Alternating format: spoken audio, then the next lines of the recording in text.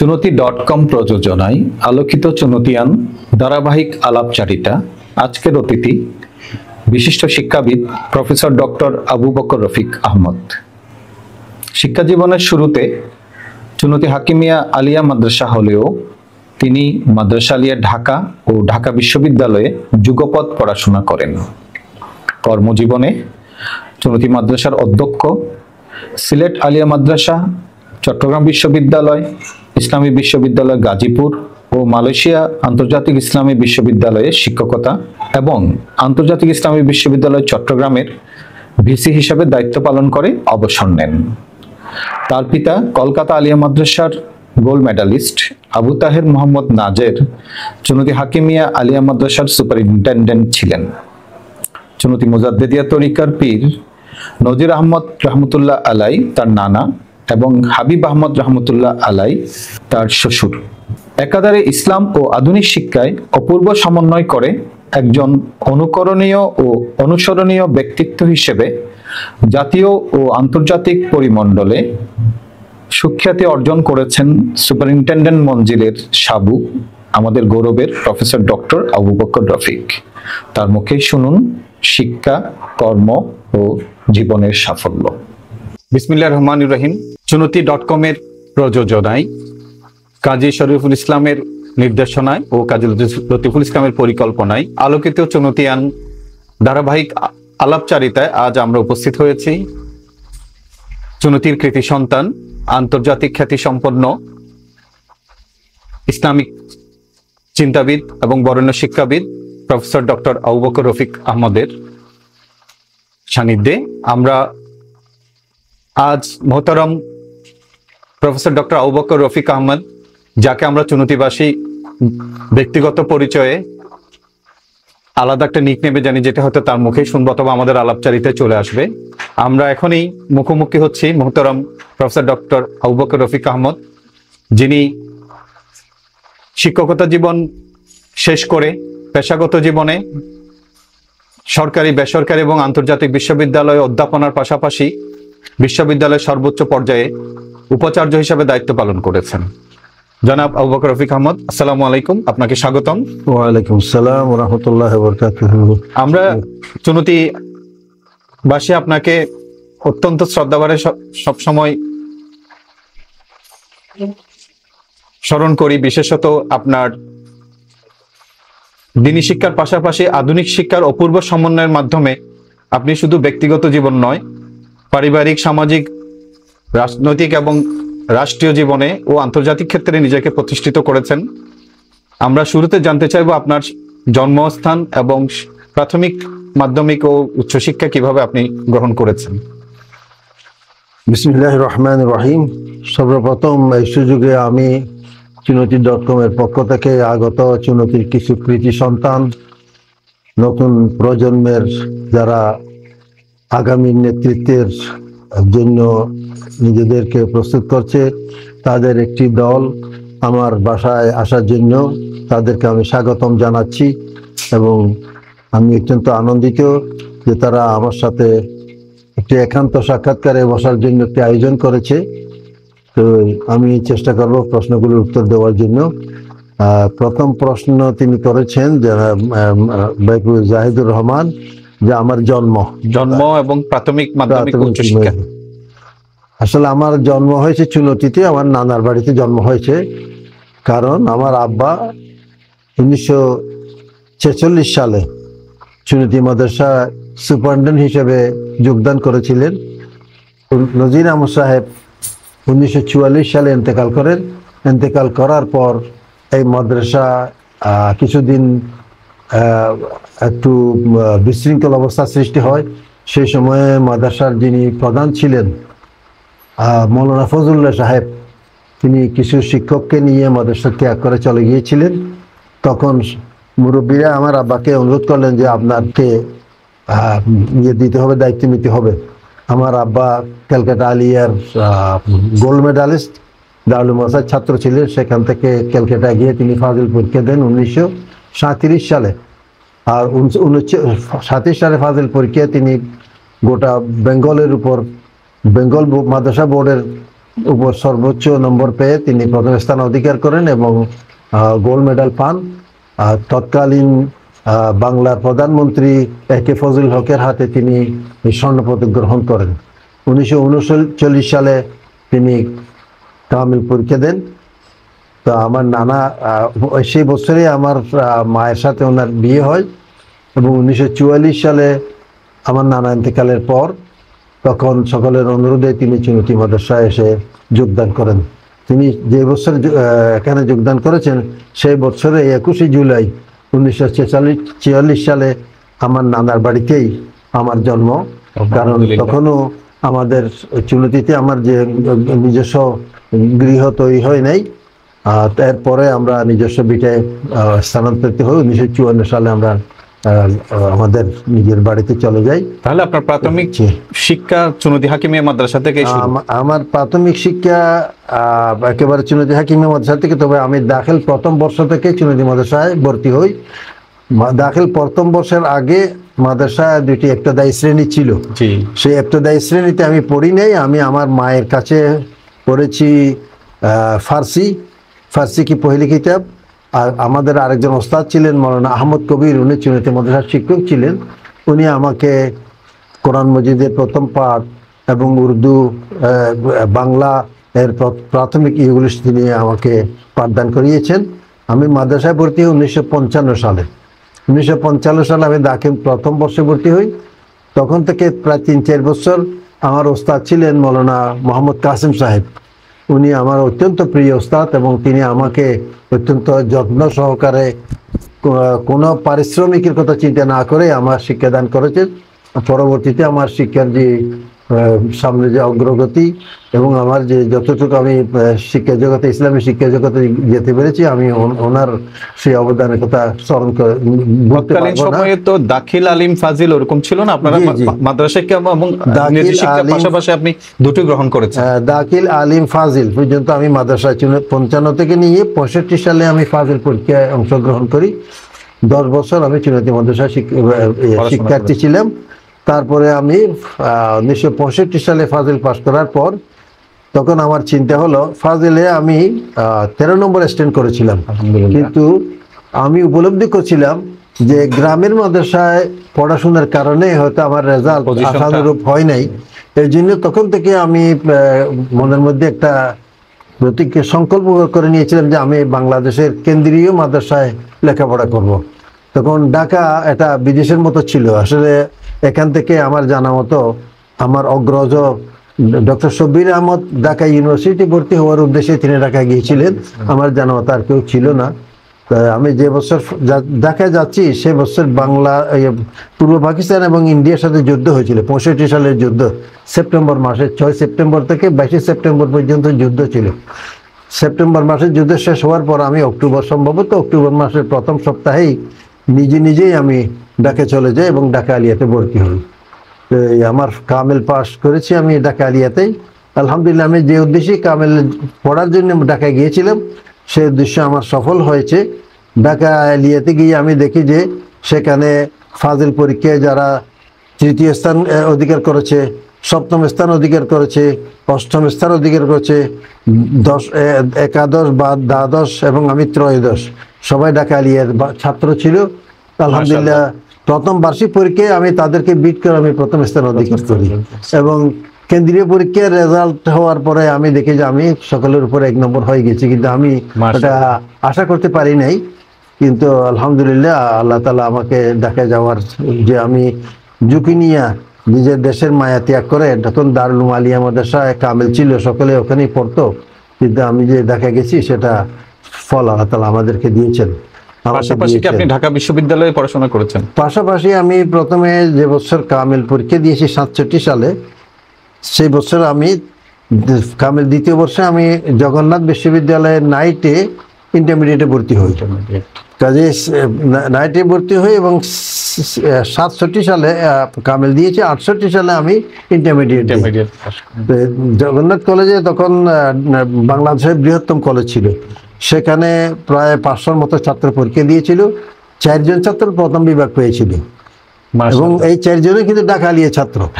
জি, আমিও প্রথম বিভাগ পেয়েছিলাম এবং সেই বছর আরেকটা ঘটনা আছে যে ঢাকা বোর্ডে ইংরেজিতে এত বেশি ফিল করেছিল যে পাশের হার 33 করার টার্গেট পূর্ণ করতে গিয়ে তাদেরকে ইংরেজিতে 20 নম্বর গ্রেস মার্ক দিতে হয়েছিল। 20 নম্বর গ্রেস মার্ক দিতে হয়েছিল। যারা 13 পেয়েছিল তারা 33 পেয়ে পাস করেছে। ওই সাবজেক্টে আমি 13 নম্বর গ্রেস মার্ক দিতে হয়েছিল। ওই সাবজেক্টে আমি মূল নম্বর পেয়েছিলাম 46, ওই 13 সহ আমার হয়েছে 59। সবাই আমাকে বলে যে আপনাকে ইংরেজিতে অনার্স করতে হবে, কারণ যারা 90 পেয়েছে 2 পেপারে ওরা ইংরেজিতে অনার্স করাকে প্রেফার করেছে, আর আমি 2 পেপারে মিলে পেয়েছিলাম 118। তো সবাই বলছে আপনি ইংরেজিতে পড়েন। আর ইকোনমিক্সে পেয়েছিলাম 116, কেউ বলে যে ইকোনমিক্সে পড়েন। অ্যারাবিকে তো লেটার পেয়েছিলাম, কিন্তু শেষ পর্যন্ত আমি অ্যারাবিকে অনার্স করাকে প্রেফার করলাম ঢাকা বিশ্ববিদ্যালয়ে। এবং তখন ডক্টর সিরাজুল ইসলাম সাহেব ছিলেন ঢাকা অ্যারাবিক ডিপার্টমেন্টের চেয়ারম্যান। তখন উনি যখন জিজ্ঞেস করে আমার মার্কশিট দেখলেন, জিজ্ঞেস করলেন যে তুমি ইংরেজিতে দরখাস্ত করো নাই? আমি বলি যে আমি করি নাই। বলছে ইকোনমিক্সে করো নাই? আমি বললাম যে আমি করি নাই। শুধু অ্যারাবিক করেছো? আমি বললাম যে হ্যাঁ আমি অ্যারাবিকে করছি। তখন তিনি ইন্টারভিউ বোর্ডের চেয়ার থেকে উঠে আমাকে জড়িয়ে ধরলেন যে আমি তোমার মতো ছাত্র চাই যে একটি মাত্র সিদ্ধান্ত নিয়ে যে অ্যারাবিকে ভর্তি হওয়ার জন্য এখানে এসেছো। সেই সুবাদে অনার্স মাস্টার্স দুটোই আপনার ঢাকা বিশ্ববিদ্যালয়ের আরবি বিভাগ থেকে, অ্যারাবিক ডিপার্টমেন্ট থেকে আমি। আলহামদুলিল্লাহ আপনার শিক্ষকতা জীবনে তো পরবর্তীতে আপনি পিএইচডি ডিগ্রি অর্জন করেছেন, সেটা আমরা জানবো। তো এই পর্যায়ে আমি জানতে চাচ্ছি আপনার বাবা যিনি গোল্ড মেডালিস্ট আলহাজ আবু তাহেব মোহাম্মদ নাজের, যিনি তরিকতের অন্যতম সিপাহসালার হামিদ হাসান আলবীর অন্যতম খলিফা জনাব আব্দুল সালাম আরাকানি সহ, এবং জনাব মাওলানা নাজির আহমেদ আপনার নানা, তার এই সুযোগ্য কন্যা জনাব বেগমের সাথে আপনার বাবার বিবাহ সূত্রে পরবর্তীতে তিনি চুনতিতে স্থায়ী আবাসন গড়েন, যেটাকে বর্তমানে আমরা সুপারিনটেন্ডেন্ট মঞ্জিল নামে জানি। এবং আমরা জানি সুপারিনটেন্ডেন্ট মহোদয় তিনি চুনতির জন্য নিজেকে এমনভাবে উৎসর্গ করেছিলেন, শুধু তার পারিবারিক ভিত্তি গড়েননি, আপনার ভাই বোনেরাও অনেক বেশি প্রত্যেকের যার যার অবস্থান থেকে অনেক বেশি প্রস্ফুটিত হয়েছেন। আপনার মুখে শুনতে চাই আপনার ভাই বোনদের সংক্ষিপ্ত একটু পরিচয়। আলহামদুলিল্লাহ, আল্লাহ তাআলা আমাদেরকে এমন একটি পরিবারের সন্তান করেছেন যে পরিবার প্রতিষ্ঠার জন্য, গঠন করার জন্য আমার মা বাবার যথেষ্ট কোরবানি ছিল। আমার মা বাবা সংকল্প করে রেখেছিলেন যে ওনারা মাদ্রাসা ছাড়া আর কোথাও সন্তানদেরকে পড়াবেন না। আমরা 6 ভাই 3 বোন। সেই সময় তো বোনদের জন্য স্কুলে কোনো ব্যবস্থা ছিল না, সাধারণত ইসলামী শিক্ষা, কিন্তু আমরা 6 ভাইয়ের ব্যাপারে ওনারা এটা সিদ্ধান্ত নিয়ে রেখেছিলেন যে আমাদেরকে মাদ্রাসা ছাড়া কোথাও পড়াবেন না। তা আমি চুনতি মাসায় ছাত্র ছিলাম। আমার নিজে ছোট ভাই আবু নাইম মোহাম্মদ চুনতি মাসায় পড়েছে, আবু উমর ফারুক এবং আবু নাসর আতিক, ওরা 2 যমজ ভাই ছিল, 2জনেই মাদ্রাসায় পড়েছে। এই 4 জন মাদ্রাসায় পড়ার পর আমাদের 5ম ভাই আবু জাফর মোহাম্মদ সাদেক, ও বিশিষ্ট শিশু চিকিৎসক। তো ও চুনতি প্রাইমারিতে ভর্তি হয়েছিল। ক্লাস 5 পাস করার পর আমার মা বাবা সিদ্ধান্ত নিলেন যে তাকে এখন স্কুল থেকে আমরা মাদ্রাসায় নিয়ে আসব। তখন আমি আবদার করলাম যে আমি আমার ভাই সাদেককে স্কুলে রাখতে চাই, কারণ আমার নিয়ত হচ্ছে তাকে ডাক্তারি পড়ানো। তখন আমার মা বললেন যে তার থেকে কোনো বৈষয়িক উপার্জন আমরা আশা করি না, আমাদের এটা টার্গেটও নাই, তাকেও মাদ্রাসায় নিয়ে আসো। আমরা চাই সবাই ইসলামী শিক্ষা লাভ করার পরে পরবর্তীতে যা হবে, রিজিকে যা আছে তাই হবে। আমার আম্মাকে কনভিন্স করতে পারলাম না। তখন আমার আব্বার কাছে গেলাম, আমার আব্বাকে বললাম যে আমার ভাইকে আমি স্কুলে রাখতে চাই। তখন বলছে যে তুমি কোন যুক্তিতে রাখতে চাও? আমরা তো সবাইকে মাদ্রাসা দিতে চাই। তখন আমি বললাম যে যুক্তি হচ্ছে এই, একটা কথা আছে শরিয়ার মধ্যে, আল ইলমু ইলমান, ইলমুল আদিয়ান ও ইলমুল আবদান। এলম হচ্ছে 2 প্রকার, একটা হচ্ছে দিন সংক্রান্ত এলম, আর একটা হচ্ছে বদন সংক্রান্ত এলম, শরীর সংক্রান্ত জ্ঞান। 2টাকেই শরিয়া গুরুত্ব দিয়েছে। আমরা আলহামদুলিল্লাহ 4 ভাই দিন সংক্রান্ত এলমে আমরা অব্যাহত আছি, মাদ্রাসায় পড়তেছি। 1 ভাইকে যদি আমরা ইলমুল আবদান শিখাই, যদি চিকিৎসা বিদ্যা শিখাই, তাহলে এলমের 2টা যে শাখা, 2টা শাখায় পূর্ণ হবে। তখন আমার আব্বা আমার যুক্তিতে ইয়ে করলেন, ঐকমত্য পোষণ করলেন এবং শর্ত দিলেন যে তাকে যে তোমরা ইসলামের অনুশাসন মেনে চলার জন্য শাসন বাধ্য করতে পারবে এ ব্যাপারে আমাকে গ্যারান্টি দাও। তখন আমি বললাম যে সেই গ্যারান্টিতে আসলে কারো ব্যাপারে গ্যারান্টি দেওয়া সম্ভব নয়, তবে তার মধ্যে যে চরিত্র আছে, যে কোনোদিন নামাজ কাজা করে না, মিথ্যে কথা বলে না, ইনশাল্লাহ আশা করি আপনারা দোয়া করলে সে ইসলামের অনুশাসন মেনে চলবে। তখন আমার আবার রাজি হলেন মাদ্রাসাকে স্কুলে দেওয়ার জন্য। তো আলহামদুলিল্লাহ আমরা যে নেক নিয়তে দিয়েছিলাম তাকে একেবারে FCPS পাস করা পর্যন্ত কোথাও কোচট খেতে হয় না, 2বার পরীক্ষা দিতে হয় না, সব পরীক্ষায় সে ভালো রেজাল্ট করে একেবারে। আলহামদুলিল্লাহ। প্রফেসর ডক্টর এজেম সাদেক, যিনি শিশু বিশেষজ্ঞ হিসেবে যেমনি সুখ্যাতি অর্জন করেছেন, তেমনি মানবিক ডাক্তার হিসেবেও তাকে আমরা দেখেছি গত 40-45 বছর ধরে, যিনি যখন চিকিৎসা সেবা শুরু করেছিলেন আমার জানা মতে তিনি নিকট আত্মীয় থেকে শুরু করে গরিব দুঃখী সবাইকে বিনা পয়সায় এখনো তিনি চিকিৎসা সেবা দিয়ে যাচ্ছেন। পাশাপাশি আমরা দেখেছি চুনতির যে কোনো মানবিক উদ্যোগে, সামাজিক উদ্যোগে তিনি অকাতরে অনুদান দিয়ে থাকেন। তো আপনাদের ভাইদের মধ্যে ইতিমধ্যে যারা মাদ্রাসা শিক্ষিত 3জন PhD ডিগ্রি নিয়েছেন, আপনি, প্রফেসর ডক্টর আবু উমর ফারুক এবং প্রফেসর ডক্টর একেএম সাহেব। তো এছাড়া আপনার 3 বোনের সন্তান সন্ততি এবং আপনাদের সন্তান সন্ততিরও বর্তমানে যেভাবে বড় বৃক্ষের ছায়ায় পরিশুদ্ধ জীবন যাপন করছে, দেশকে আলোকিত করছে। সত্যিকার অর্থে চুনতি সুপারিনটেন্ডেন্ট মঞ্জিল একটি শুধু আলোকিত পরিবার নয়, রত্নগর্ভা পরিবার, এবং সেই সাথে দেশ ও জাতিগতভাবে যে অবদান রেখে চলেছেন আমরা অত্যন্ত গৌরবান্বিত। তো প্রফেসর ডক্টর আবু বকর রফিক আহমেদ, আপনাকে ব্যক্তিগতভাবে চুনতি এলাকায় সাবু নামে অনেকে চিনেন। তো আপনার শৈশব, কৈশোর এবং যৌবন সহ বর্তমানকালে অনেক সমসাময়িক বন্ধু বান্ধবদেরকে পেয়েছেন, তাদের সাথে আপনার সেই চুনতির কোনো মধুময় কিংবা অন্য কোনো স্মৃতি থাকলে যদি আমাদের সাথে শেয়ার করতেন। আসলে তো আমার পুরা শৈশব এবং যৌবনের একটা অংশ চুনতিতে গেছে। তো আমার বেশি কনসেন্ট্রেশন ছিল লেখাপড়ার মধ্যে। আমি তেমন বেশি খেলাধুলায় বেশি ছিলাম না, মনোযোগী ছিলাম না। লেখাপড়াকে আমি সর্বোচ্চ গুরুত্ব দিতাম। আর আমি বড় ভাই হওয়ার কারণে আমার উপর একটা দায়িত্ব ছিল, আমার ছোট ভাইয়েরা ঠিকভাবে লেখাপড়া করছে কিনা, নামাজের ব্যাপারে সতর্ক কিনা, এগুলো আমাকে দেখতে হতো ইনশাল্লাহ। তো আমার বন্ধু বান্ধবদের মধ্যে আমার ক্লাসমেট ছিল বাংলাদেশ ব্যাংকের যিনি জেনারেল ম্যানেজার হিসেবে রিটায়ার করেছিলেন এরশাদুল্লাহ খান, উনি আমার ক্লাসমেট ছিলেন। আরেকজন ছিলেন বদিউল আলম খান সিদ্দিকী, উনি আমার ক্লাসমেট ছিলেন, উনি ব্যাংকিং প্রফেশনে। জি।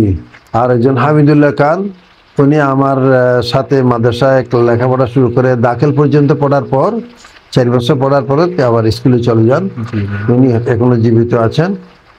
তারপরে আর লোহাগাড়ার আরো কয়েকজন আমার যারা ক্লাসমেট ছিল, এর মধ্যে মোল্লা ওয়াহিদ আহমদ সুকচরিত, উনি এখনো জীবিত আছেন আলহামদুলিল্লাহ। সুহুমিয়াজি পাড়ার মোল্লা শাহাবুদ্দিন, উনি এখনো জীবিত আছেন আলহামদুলিল্লাহ। আর আমাদের বন্ধু বান্ধবদের মধ্যে অনেকেই ইন্তেকাল করেছেন। তো আমার স্মৃতির মধ্যে অতটুকু আছে যে আমি যাদের সাথে লেখাপড়া করতাম পরীক্ষার আগে তাদেরকে নিয়ে আমি আবার পশ্চিম খান যে সিদ্দিক খান সিদ্দিকি যে পশ্চিমে জামে মসজিদ আছে, ডেপুটিপাড়া জামে মসজিদ, ওই মসজিদে ওদেরকে একটা গ্রুপ নিয়ে আমি আবার তকরার করতাম। তকরার মানে বইগুলো পড়ে আবার রিপিট করা বন্ধুদের সাথে। জি, এর মধ্যে এরশাদুল্লাহ খান অবশ্যই থাকতো, আর অন্যান্য বন্ধুরা থাকতো। তো একটা সুফল পেয়েছি যে আলহামদুলিল্লাহ যে সমস্ত কিতাব আমরা পড়েছি সেগুলো একেবারে আমাদের সূচনা থেকে নিয়ে শেষ পর্যন্ত বইগুলো আমাদের মুখস্থের মতো ছিল। এই কারণে লেখাপড়া শেষ করে যে বছর আমি কামেলপুরকে দিয়েছি সেই বছর থেকে অব্যাহতভাবে 10 বছর আমি চুনতি মাদ্রাসার শিক্ষকতা করেছি। সে প্রসঙ্গে আমরা আসবো। তবে এই যে আপনার বন্ধু বান্ধব যারা জ্ঞান পিপাসু ছিলেন, পাশাপাশি আপনাকে দেখা গেছে সামাজিকভাবে সর্বসাধারণের সাথে আপনি মিশতেন, এরকম আপনার কিছু বন্ধু বান্ধব রয়েছেন। এমনকি চুনতির একজন খ্যাতনামা ব্যক্তিত্ব মকবুল, তার জানা যায় আপনি অনেক গুরুত্বপূর্ণ দায়িত্ব ছেড়েও তার জানা যায় ইমামতি করেছেন। চুনতির প্রতি যে এই মানুষদের প্রতি যে সহানুভূতি কিংবা সুসম্পর্ক, এটাকে আপনি কিভাবে অনুধাবন করেন? এটা আসলে আমি চুনতি সবাইকে আপন হিসেবে জানতাম। যারা আমার প্রতি যতটুকু আপন হওয়ার চেষ্টা করেছে আমি তার সাথে ততটুকু আপন হয়েছি। তো যারা আমার ব্যাপারে একটু সতর্ক থাকার চেষ্টা করছে, আমি তার ব্যাপারে আমি নিজে সতর্ক থেকেছি। এই জন্য কারোর সাথে কোনোদিন বিরুদ্ধে আমি জড়াইনি, আলহামদুলিল্লাহ। কোনোদিন নিজেকে আবার আলাদাভাবে প্রতিষ্ঠিত করার জন্য চেষ্টা করি নাই। তো সামাজিক যে কাজে আমাকে ডাকা হয়েছে, আমি সেই সামাজিক কাজে আমি সম্পৃক্ত থেকেছি। তবে আমি সামাজিক নেতৃত্ব গ্রহণকে সামনে রেখে কোনো প্রচেষ্টা চালাই না, এই জন্য আমার নেতৃত্বে কোনো গ্রুপিং হয় নাই। আলহামদুলিল্লাহ আমার মেইন কাজ ছিল লেখাপড়া এবং মাতা পিতার খেদমত করা। তারপরে আমি 1965 সালে আমি তো ঢাকা আলিয়াতে চলে যাওয়ার পরে একেবারে 75 পর্যন্ত ঢাকা ইউনিভার্সিটি থেকে মাস্টার্স করে চট্টগ্রাম বিশ্ববিদ্যালয়ে যোগদান করা পর্যন্ত তো আমি অনেকটা প্রায় সময় আমি ঢাকাতে কাটাতাম। আপনার কর্মজীবন সম্ভবত শুরু করেন একেবারে অত্যন্ত নবীন বয়সে চুনতি হাকিমিয়া মাদ্রাসা অধ্যক্ষ হিসেবে। না, প্রথম চাকরি নাকি? না, আমার তাহলে মাস্টার্স করার পর থেকে আপনি এই পর্যন্ত আপনার চাকরি জীবনের একটু যদি আমাদের সাথে শেয়ার করেন। বলি, আসলে আমি 1968 সালে ইন্টারমিডিয়েট পাস করার পর সেই সময়ে বাংলাদেশে, তখন তো পূর্ব পাকিস্তান ছিল, পূর্ব পাকিস্তানের দুইটি মাদ্রাসা, গভর্নমেন্ট মাদ্রাসা, একটা হচ্ছে ঢাকা আলিয়া, একটা সিলেট আলিয়া। দুইটি আলিয়া মাদ্রাসার শিক্ষকরা হচ্ছে সরকারি শিক্ষক, সরকারি চাকুরি। এটা 10 বছর পরে একবার হতো, অ্যাডভার্টাইজমেন্ট হতো, রিক্রুটমেন্ট হতো। 68-এ কাকতালীয়ভাবে আমি যে বছর কামেল ইন্টারমিডিয়েট পরীক্ষা দিয়েছি, পরীক্ষার পরে রেজাল্টের আগে একটা অ্যাডভার্টাইজমেন্ট হয় যে ঢাকা আলিয়া এবং সিলেট আলিয়ার জন্য শিক্ষক নেবে। তখন আমি দরখাস্ত করি, আরও অনেকে দরখাস্ত করেছে, প্রায় বোধহয় 25-30 জনের মতো দরখাস্ত করেছে। তো ওই ইন্টারভিউতে তারা 2 জনকে, যারা অ্যাডহকে ছিল ওদেরকে রেগুলার করে, আর এরপরে আরও 6 জন লোক বাইরে থেকে নেয় নতুন করে। এর মধ্যে আমি 1 নম্বরে ছিলাম, অর্থাৎ নতুন যারা রিক্রুট করছে তাদের মধ্যে আমি 1 নম্বরে ছিলাম। প্যানেলে আমি টপ ছিলাম। ও 2 জন তো যেহেতু অ্যাডহকে ছিল, ওরা তো অলরেডি মাদ্রাসায় আছে, কাজে ইন্টারভিউর 2 মাসের মধ্যে, 1 মাসের মধ্যেই বোধহয় সম্ভবত আমার অ্যাপয়েন্টমেন্ট লেটার চলে আসে। আমার হয় ঢাকা আলিয়াতে না, আমার অ্যাপয়েন্টমেন্ট হয় সিলেট আলিয়াতে। সিলেট আলিয়াতে আমি অ্যাসিস্ট্যান্ট হিসেবে, টিচার হিসেবে যোগদান করি সম্ভবত জুলাই মাসে। 100% জুলাই, অগাস্ট, সেপ্টেম্বর, অক্টোবর মাসে আমার রেজাল্ট হয়। রেজাল্ট যখন আমি ইন্টারমিডিয়েটে যখন ফার্স্ট ডিভিশন পেলাম এবং রেসিডেন্সিয়াল স্কলারশিপ পেলাম, তখন আমি চিন্তা করলাম যে আমি চাকরি করার চাইতে বোধহয় আমি ঢাকা আলিয়াতে পড়বো, ঢাকাতে ভর্তি হবো, ঢাকা ইউনিভার্সিটিতে ভর্তি হব। তখন আমি আবার দিনের বেলাতে একটা কোর্স করেছি, এটা হচ্ছে পাকিস্তান সেন্ট্রাল গভর্নমেন্টের আন্ডারে উর্দু ডিপ্লোমা 67-এ আমি কামেলপুরকে দেওয়ার পরে 68-এ দিনের বেলায় ডিপ্লোমাতে পড়তাম। ওখানে আমি 50 টাকা করে স্কলারশিপ পেতাম, আর ওখানে রাত্রে ইন্টারমিডিয়েট পড়তাম। ইন্টারমিডিয়েট পরীক্ষা পাস করার পরে আরেকটা 2 বছরের কোর্স, আরেকটা দ্বিতীয় বর্ষ যদি পড়তে পারি ডিপ্লোমার, তাহলে আমি 60 টাকা করে স্কলারশিপ পাই। আর আমি যেহেতু চাকরিতে জয়েন করেছি, এখন তো আর ডিপ্লোমা করার সুযোগ নাই। তখন আমি চিন্তা করলাম যে আমি যদি এখন যদি চাকরি ছেড়ে দিয়ে যদি ঢাকা ইউনিভার্সিটি ভর্তি হই, তাহলে আমি স্কলারশিপ পাবো 75 টাকা, আর ওখানে ডিপ্লোমাতে পাবো 60 টাকা, তাহলে 135 টাকা। অপরচুনিটি কস্ট অনেক হাই চাকরিতে। আর আমার চাকরিতে আমার বেতন ছিল 125 টাকা, মূল বেতন, ঘর ভাড়া ইত্যাদি মিলে আমার বেতন হতো 60 টাকা, 160 টাকা। আমি অনেক চিন্তা করে দেখলাম যে আমি যদি লেখাপড়া করি তাহলে আমার বেতনের সমান আমি পাচ্ছি। এই জন্য আমি চাকরিটা ছেড়ে দিয়ে, সরকারি চাকরি ছেড়ে দিয়ে, তখন আমি ঢাকা ইউনিভার্সিটি ভর্তি হলাম। তখন যেহেতু আমার মুরব্বী আছে, মাতা পিতা, আমাকে তো পরামর্শ করতে হচ্ছে। আমার মার সাথে পরামর্শ করলাম যে আমি ঢাকা ইউনিভার্সিটি ভর্তি হতে চাই। উনি বললেন যে বাবা, তুমি এতদিন লেখাপড়ার করার পরে জীবনে একটা সরকারি চাকরি পেয়েছো, এই সময় কি চাকরিটা ছেড়ে দিবে? আমার তো তোমার চাকরির কারণে অনেক সাশ্রয় হচ্ছে। তখন আমার মাকে আর কিছু বললাম না, আমার আব্বাকে বললাম, আমার মাকে বললাম যে আমি চাকরি করতেছি, আসলে ঢাকা বিশ্ববিদ্যালয়ে ভর্তি হতে চাচ্ছি, আসলে একটি কারণে, সেই উদ্দেশ্য ঢাকা ইউনিভার্সিটিতে না পড়লে সফল হবে না। বলছে কি? আমি বললাম যে এখন যদি আমাদের তো আসল উদ্দেশ্য হচ্ছে মানুষকে ইসলামের কথা বলা, এখন আমি যদি ইসলামের কথা বলি, তাহলে আমার কাছে আমি কামেল পাস করা বলবে যে ও তো মৌলানা, ও তো ইসলামের কথা বলবেই, কিন্তু আমার কাছে যদি একটা বিশ্ববিদ্যালয়ের ডিগ্রি থাকে তাহলে আমি কথাটা বললি তাহলে বোধ হয় মানুষ চিন্তা করবে যে সে একজন বিশ্ববিদ্যালয়ের গ্রাজুয়েট, ও কথাটা গুরুত্বপূর্ণ হতে পারে। এই জন্যই আমার কথা যেন ওয়েট হয় সেই উদ্দেশ্যে। তাহলে বলছে ঠিক আছে বাবা, আমি আরো কিছুদিন কষ্ট করব, তোমাকে আমি অনুমতি দিলাম। আমার মা অনুমতি দিলেন। তখন আমার আব্বার কাছে গেলাম, আমার আব্বাকে বললাম। তখন আমার আব্বা বলে যে তোমাকে আমি অনুমতি দেব দুটি শর্তে। একটি শর্ত হচ্ছে তোমাকে আমি কামেল পাস করাইছি, আমার দায়িত্ব শেষ, তোমার কোনো লেখাপড়ার জন্য আমি একটা পয়সাও খরচ দিতে পারবো না। তোমার আরো ভাই আছে, তাদের লেখাপড়া আমাদেরকে করাতে হবে। আর 2 নম্বর শর্ত হচ্ছে তুমি কামেল পাস করেছো, কামেল আলহামদুলিল্লাহ 1 নম্বর হয়েছো। এখন তুমি যদি পড়তে চাও তাহলে আরবিতে পড়তে হবে, কারণ তুমি যদি অন্য কিছু পড়ো তাহলে তোমার যে মাদ্রাসা শিক্ষার সাথে সম্পর্কটা ছিন্ন হয়ে যাবে। আমি চাই না তুমি বিশ্ববিদ্যালয়ে ভর্তি হয়ে তোমার আগের ব্যাকগ্রাউন্ড এডুকেশনের থেকে ছিন্ন হয়ে যাও। আমি বললাম যে ঠিক আছে, আমি আপনার শর্ত মানলাম। যে কারণে আমি শুধুমাত্র অ্যারাবিকেই দরখাস্ত করেছিলাম, অন্য কিছুতে করি। আপনি তাহলে ঢাকা বিশ্ববিদ্যালয়ে মাস্টার শেষ করার পর পরবর্তী চাকরি জীবন কিভাবে শুরু করলেন? পরবর্তী চাকরি হচ্ছে আমি মাস্টার শেষ করার আমি তো 72 সালে আসলে মাস্টার্স ডিগ্রি শেষ হওয়ার কথা ছিল, 71 সালে আমার অনার্স শেষ হওয়ার কথা ছিল, কিন্তু ইতিমধ্যে বাংলাদেশ আন্দোলন হওয়ার কারণে আমি 1 বছর অনার্স পরীক্ষা দিতে পারি নাই। আমি একটা ইসলামী সংগঠনের সাথে ছিলাম, আমাদের সেই গোপন তথ্য যেহেতু এদের সাথে কাছে ছিল, এই জন্য যে বছর বাংলাদেশ স্বাধীন হলো, আমাদের চুনতি শাহ সাহেব আমাকে বলছে তুমি ঢাকা যাইও না, তুমি গেলে সমস্যা আছে। আমাকে 1 বছর তিনি ঢাকায় যেতে দেন নাই। না হয় সেই বছর ডিসেম্বরে স্বাধীন হলো 1971, 1972 অগাস্টে কিন্তু আমাদের অনার্স পরীক্ষা চলছিল, কিন্তু আমাকে পরীক্ষা দিতে দেন নাই। তা আমি আর যাই নাই। পরীক্ষা শেষ হওয়ার পর আমি সেপ্টেম্বরে ঢাকায় যাই, ঢাকা গিয়ে আবার অনার্স পরীক্ষার জন্য প্রস্তুতি নেই। পরবর্তী বছর 72-এ আমি অনার্স পরীক্ষা দিই, 73-এ আমি মাস্টার্স দিই, এবং সেশন জটের কারণে আমার 73-এর রেজাল্টটা হয়েছে 75-এ। এবং আমার জীবনের শেষ দিন ছিল বিশ্ববিদ্যালয় জীবনের, যেদিন শেখ মুজিবুর রহমান ঢাকা বিশ্ববিদ্যালয়ে ভিজিট করতে আসছিল, সেদিন আমার পরীক্ষা হয়ে গেছে। আমার শেষ দিন শুধুমাত্র ওই দিনটা এখানে ছিলাম যে ঢাকা বিশ্ববিদ্যালয়ে প্রেসিডেন্ট মুজিবুর রহমান ভিজিট করতে আসতেছে, একটু দেখে যাই। সেদিন ঢাকা বিশ্ববিদ্যালয়ের শিক্ষকরা বাকশালে যোগদান করার জন্য একেবারে এক ভাই খাড়া, সমস্ত হলগুলোতে বিরিয়ানি করা হয়েছে এবং ছাত্র লীগ সারা রাত হই হুল্লা করেছে। শেখ মুজিব আসলে মহা সমারোহে তার এটা আগমন উদযাপন করবে এবং বিশ্ববিদ্যালয়ের শিক্ষকরা ইয়েতে বাকশালে যোগদান করবে।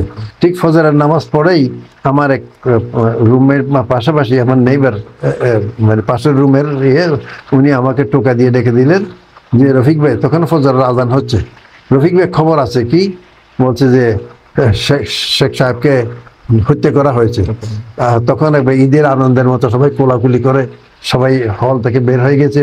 আর ছাত্রলীগের ছেলেরা যারা খুব সারাদিন ইয়ে করছিল, অস্ত্র নিয়ে ঘুরাঘুরি করছিল, ওরা একেবারে কোথাও উধাও হয়ে গেছে। এটা আমার জীবনের একটা অভিজ্ঞতা যে শেখ মুজিবুর রহমানের কাছে সবাই আত্মসমর্পণ করবে, শিক্ষকরা বাকশালে যোগদান করবে, আর সেখানে দেখা গেছে যে আল্লাহর পক্ষ থেকে দুনিয়া থেকেই চলে গেছে এবং দেশ যেন একটা মুক্তি পেয়েছে। তখনও আপনার মাস্টার্স পরীক্ষা শেষ হয়নি? না, পরীক্ষা শেষ হয়েছে সেই দিনেই আমি বিশ্ববিদ্যালয় ত্যাগ করে শেষ দিন ছিল, তারপর চলে আসি। তো চুনেদি মাদ্রাসা এর কয়েক মাসের মধ্যেই, এটা বোধহয় আগস্টের 15 তারিখ ছিল, আমি জানুয়ারির 1 তারিখ বা 2 তারিখে আমি চুনেদি মাদ্রাসা প্রিন্সিপাল হিসেবে যোগদান করি। 76 সালে সরাসরি একদম অধ্যক্ষের চেয়ারে? জি, সরাসরি অধ্যক্ষের চেয়ারে। তারপরে সেই বছর এর জন্য কামেলের জন্য দরখাস্ত করা হয়েছিল। প্রথমে 1972 সালে একবার চেষ্টা করা হয়েছিল, 71 সালে, তখন বাংলাদেশ হওয়ার পরে ওইটা আবার স্টপ হয়ে যায়, কামেলের আর অনুমতি পাওয়া যায় নাই। আমি যোগদান করি জানুয়ারিতে, সম্ভবত বোধহয় মে মাসে বোধহয় আমরা সরকারের অনুমতি পাই পাঠদানের জন্য। আমি অধ্যক্ষ থাকা অবস্থায়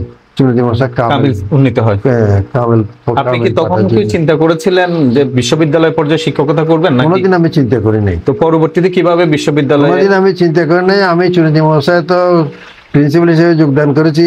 এই মাদ্রাসাকে গড়ে তোলার জন্য। কারণ আমার আব্বা 1946 থেকে 62 পর্যন্ত সুপারিনটেন্ডেন্ট প্রায় 17 বছর সুপারিনটেন্ডেন্ট ছিলেন।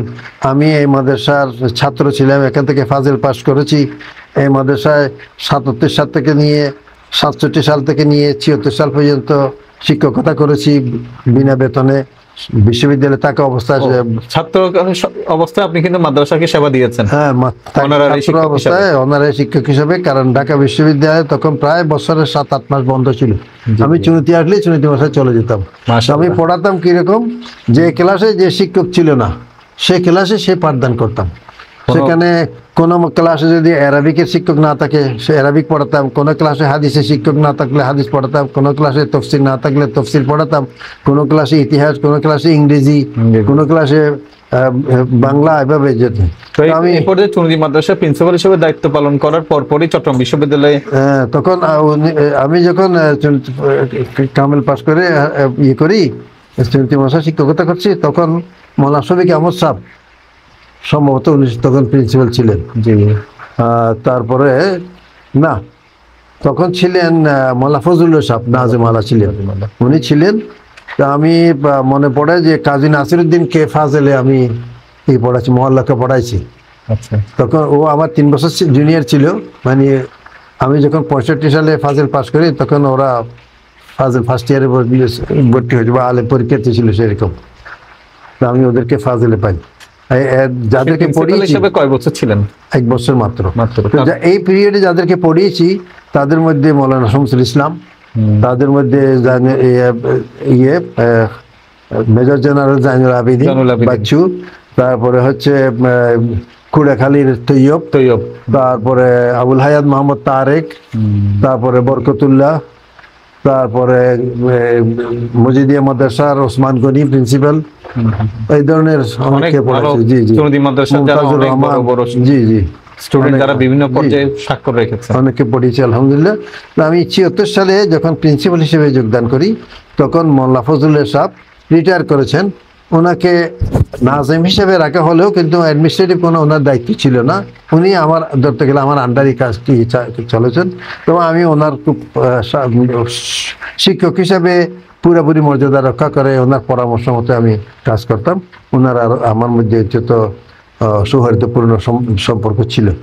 তো জুলাই মাসে, সেপ্টেম্বর মাসে সম্ভবত, যখন চট্টগ্রাম বিশ্ববিদ্যালয়ে শিক্ষকতার জন্য একটা অ্যাডভার্টাইজমেন্ট করে আমি একটা দরখাস্ত করি।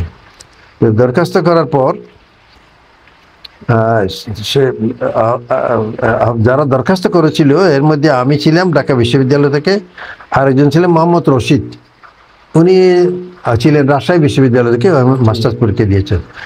উনি পরীক্ষা করার পর, দরখাস্ত করার পরে তাড়াতাড়ি করে রাজশাহী বিশ্ববিদ্যালয়ের সাথে যোগাযোগ করে ওনার রেজাল্টটা পাবলিশ করেছে। কিন্তু তখন কিন্তু আমার রেজাল্ট পাবলিশ, জি, ওনারটা পাবলিশ হয়েছে, আমারটা পাবলিশ হয় নাই। তো উনি আগস্ট মাসে একটা ইন্টারভিউর ব্যবস্থা করেন, ওনাদের সবাইকে বলে। তখন তখন চট্টগ্রাম বিশ্ববিদ্যালয়ে ডিপার্টমেন্ট ছিল ডিপার্টমেন্ট অফ ওরিয়েন্টাল ল্যাঙ্গুয়েজেস, সেখানে অ্যারাবিক এবং পালি এবং সংস্কৃত 3টা ডিপার্টমেন্ট ছিল। তো ডক্টর এম এ গফুর ছিলেন ওই ডিপার্টমেন্টের চেয়ারম্যান, এবং উনি ওনার বাড়ি ছিল পটিয়ার চন্দনাইশ, আর রশিদ সাহেবের বাড়ি ছিল পটিয়ার চন্দনাইশ, যদিও রাজশাহী থেকে পাস করেছেন। হ্যাঁ, যদিও রাজশাহী থেকে পাস করেছেন। তো তাড়াতাড়ি ইন্টারভিউ করার পরে, যেহেতু আমার ইন্টারভিউ রেজাল্ট হয় না, এই জন্য আমি ইন্টারভিউ কার্ড পাইনি। তো উনি সেবার রিক্রুট হয়ে গেছেন সম্ভবত জুলাই মাসে, আমি বোধহয় জুন মাসে দরখাস্ত করি। তারপরে অগাস্ট সেপ্টেম্বর মাসে যখন রেজাল্ট হলো ঢাকা ইউনিভার্সিটির, তখন আমি যোগাযোগ করার পরে আমার জন্য আবার আরেকটা তারা ইন্টারভিউ দিল। তখন আমাকে নিয়োগ দেওয়া হলো। ডক্টর এম এ গফুর কিন্তু আমার নানার ছাত্র ছিলেন। পরবর্তীতে আমরা দুজনের ভূমিকার কারণে তিনি একটা কথা বলতেন, এটা অবশ্যই এখানে বলা ঠিক হবে কিনা জানি না, বলছে আমি জীবনে যদি কোনো ভুল করে থাকি তাহলে আমি মোহাম্মদ রশিদকে যে আমাদের ডিপার্টমেন্টে নিয়েছি তা হচ্ছে আমার জীবনের এক ভুল। আর যদি জীবনে যদি আমি কোনো ভালো কাজ করে থাকি তাহলে আমি আবু বকর রফিককে যে আমাদের ডিপার্টমেন্টে নিয়েছি, সেটা আমার জীবনের ভালো আলহামদুলিল্লাহ। আমি মনে করি, আলহামদুলিল্লাহ। সেই হিসাবে দেখা যায় এটা- চট্টগ্রাম বিশ্ববিদ্যালয়ের আরো বিভাগ সমৃদ্ধ হয়েছে আপনার পরবর্তীতে। আপনার অনুযোগ প্রতি চট্টগ্রামের বিশেষ করে সাতক্ষীরা বিভাগের অনেকে শিক্ষকতা করছেন এবং করে আসছেন। জি, আলহামদুলিল্লাহ। আপনি আমি চট্টগ্রাম বিশ্ববিদ্যালয়ের পাশাপাশি তখন পরবর্তীতে কুষ্টিয়া ইসলামিক বিশ্ববিদ্যালয়, যেটি গাজীপুরে প্রতিষ্ঠিত হয়েছিল, জি জি সেখানে চলে গিয়েছিলেন। আবার সেখান থেকে পরবর্তীতে মালয়েশিয়া আন্তর্জাতিক ইন্টারন্যাশনাল ইসলামিক এটা তো ইউনিভার্সিটি একটা মালয়েশিয়া, লম্বা কাহিনী আছে। এগুলো আমরা হয়তো পরবর্তীতে কোনো এক সময় শুনবো। জি এরপরে আবার আপনি বাংলাদেশে ব্যাক করে আন্তর্জাতিক ইসলামিক বিশ্ববিদ্যালয়ে প্রফেসর থেকে শুরু করে উপাচার্য পর্যন্ত দায়িত্ব পালন করেছেন। জি, জি। এই সাময়িক সময়ে আপনার যে অর্জন শিক্ষক হিসাবে, আপনি নিজেকে কি সন্তুষ্ট মনে করেন? আলহামদুলিল্লাহ, আমার সবচেয়ে বড় সন্তুষ্টি হচ্ছে আমি যে শিক্ষকতা করেছি, কোনোদিন শিক্ষকতার মাধ্যমে নিজের কোনো সুনাম অর্জন করা আমার উদ্দেশ্য ছিল না। যখন আমার উপর শিক্ষকতার দায়িত্ব ছিল, আমি ছাত্রদেরকে অন্তর দিয়ে লেখাপড়ার চেষ্টা করেছি, যে কারণে চট্টগ্রাম বিশ্ববিদ্যালয়ে অন্যান্য শিক্ষকরা সপ্তাহে 14 ঘন্টা ক্লাস করতো, আর আমি 18 ঘন্টা ক্লাস করতাম, কারণ সবাই আমার ক্লাস করতে চাইতো। করতে আগ্রহী হতো। কিন্তু এর বাইরে তো আমার পক্ষে সম্ভব নয়। এই জন্য আমি 10 বছর চট্টগ্রাম বিশ্ববিদ্যালয়ে শিক্ষকতা করেছি। তো আমার সাথে যে যার প্রতিযোগিতা ছিল, উনি আমার 6 মাস আগে অ্যাসিস্ট্যান্ট প্রফেসর হয়ে যান 1980 সালে, যখন আমি সুদানে একটা ডিগ্রি করতে যাই। সেই সময় আমি একটা মাস্টার্স করতে গিয়েছিলাম। আস্তে আস্তে উনি অ্যাসিস্ট্যান্ট প্রফেসর হন। তারপরে আমি ওনার 6 মাস পরে অ্যাসিস্ট্যান্ট প্রফেসর হই। 1986 সালে যখন ঢাকাতে গাজীপুরে যখন ইসলামী বিশ্ববিদ্যালয় প্রতিষ্ঠিত ওআইসির ইয়েতে রিকমেন্ডেশনে, তখন ওখানকার যিনি প্রজেক্ট ডাইরেক্টর ছিলেন, উনি পরবর্তী যখন ভাইস চ্যান্সেলর হলেন ডক্টর মমতাজউদ্দিন চৌধুরী, উনি একসময় ডিপিএ ছিলেন, ডিপিআই। হ্যাঁ, তো উনি আমাকে আমার কথা শুনে আমাকে খবর দিয়ে পাঠালেন। তো আমি ওনার সাথে দেখা করতে গেলাম। তো উনি আমার সাথে ইন্টারভিউ করলেন। একটা ইন্টারভিউ করার পরে বলছে, আপনাকে আমরা এখানে অ্যাসোসিয়েট প্রফেসর হিসেবে আনতে চাই। আমি বললাম যে ঠিক আছে, যদি আপনারা মনে করেন যে আমার দ্বারা খেদমত হবে, তাহলে আমি ইনশাল্লাহ এটা অ্যাকসেপ্ট করবো। উনি আমাকে অ্যাপয়েন্টমেন্ট লেটার দিলেন। তো আমি ওখানে জয়েন করলাম অক্টোবর 1986 সালে। তো পাশাপাশি উনি আমাকে সরিয়ে ফ্যাকাল্টি ডিন করলেন এবং সিন্ডিকেট মেম্বার করলেন। তারপরে ওখানে আমি 4 বছর থাকার পর 1990 সালের 1989 সালে মার্চ মাসে একটা সেমিনার হয়েছিল, ইন্টারন্যাশনাল সেমিনার। সেখানে প্রেসিডেন্ট এরশাদ, তখন প্রেসিডেন্ট এরশাদ ছিলেন বাংলাদেশের প্রেসিডেন্ট। উনি ওখানে যোগদান করলেন। যোগদান করার পর উনি বললেন যে আমার দৃষ্টিতে বাংলাদেশের সবচেয়ে আদর্শ বিশ্ববিদ্যালয় হচ্ছে এটা, ইসলামী বিশ্ববিদ্যালয় গাজীপুর। আমি চাই সকল বিশ্ববিদ্যালয় এরকম হোক। এখানে কোনো ছাত্র রাজনীতি নাই। এখানে ছাত্ররা ন্যাশনাল লেভেলে অনেক অর্জন করেছে, এতে আমি অত্যন্ত আনন্দিত। এই কথা বলছিলেন উনি মার্চ মাসে। ঠিক সেপ্টেম্বর মাসে এসে ওনার যে শিক্ষামন্ত্রী ছিলেন এবং প্রধানমন্ত্রীও ছিলেন কাজী জাফর, উনি ছিলেন বামপন্থী মস্কোপন্থী ছাত্র সংগঠন ছাত্র ইউনিয়নের একসময় ছাত্র থাকা অবস্থা কেন্দ্রীয় সভাপতি। উনি আমাদের 2 বছর সিনিয়র ছিলেন ছাত্র হিসাবে। তখন উনি শিক্ষামন্ত্রী। তখন প্রেসিডেন্ট এরশাদকে যে কোনোভাবে কনভিন্স করতে সক্ষম হয়েছেন যে ইসলামী বিশ্ববিদ্যালয় আপনি এখান থেকে নিয়ে যান, গাজীপুরে ঢাকা থেকে নিয়ে যান। তখন এরশাদ চিন্তা করলেন যে উনি বুঝতে পেরেছেন যে এই বিশ্ববিদ্যালয় যদি এখানে থাকে, তাহলে বাংলাদেশের রাজনীতিতে, বাংলাদেশের সংস্কৃতিতে, বাংলাদেশের চিন্তা চেতনা এই বিশ্ববিদ্যালয়টা প্রভাব পড়বে। কাজে উনি চাচ্ছেন যে বিশ্ববিদ্যালয় যদি এখান থেকে সরে যায়, এমন একটা জায়গায় যায় যেখানে বিশ্ববিদ্যালয়ের কোনো ইনফ্লুয়েন্স থাকবে না, তাহলে আমরা বাংলাদেশ নিরাপদ থাকবো, মৌলবাদের ইয়ে থেকে নিরাপদ থাকবো। এর পরবর্তীতে আপনি তখন গাজীপুর ইসলাম বিশ্ববিদ্যালয় ছেড়ে মালয়েশিয়াতে কিভাবে গেলাম সেটা আমি বলছি। তখন আমরা আন্দোলন শুরু করলাম। যখন সরকার ঘোষণা করলো, তো আমাদের সরকারের ঘোষণার সাথে ভাইস চ্যান্সেলর একমত ছিলেন না। সর্বপ্রথম কাজ করলেন প্রেসিডেন্ট এরশাদ, ভাইস চ্যান্সেলরকে অপসারণ করলেন। ডক্টর সিরাজুল ইসলামকে আনলেন, যিনি বাংলাদেশ হওয়ার পরে ভারতের বাংলাদেশ হাই কমিশনের কালচারাল অ্যাটাচি ছিলেন। উনি ভারতে থাকা অবস্থায় ওনার চরিত্রে যা কিছু চারিত্রিক বৈশিষ্ট্য ছিল সবগুলো সেখান থেকে বিধ্বস্ত হয়ে তিনি এখানে এসেছেন, ঢাকা বিশ্ববিদ্যালয়ে আবার ভর্তি হয়েছেন। ওনাকে উনি উপযুক্ত ব্যক্তি হিসেবে মনে করেছিলেন ইসলাম বিশ্ববিদ্যালয়কে সাইজ করার জন্য। ওনার নাম হচ্ছে ডক্টর সিরাজুল ইসলাম। ওনাকে ভাইস চ্যান্সেলর করলেন, আর আমরা আন্দোলন শুরু করলাম। আন্দোলন করতে করতে এক পর্যায়ে এমন হলো যে গোটা দেশ বন্ধ হয়ে যাওয়ার মতো অবস্থা। শুধু একটা বিশ্ববিদ্যালয়ে বিশ্ববিদ্যালয়ে স্থানান্তরের ইস্যু নিয়ে।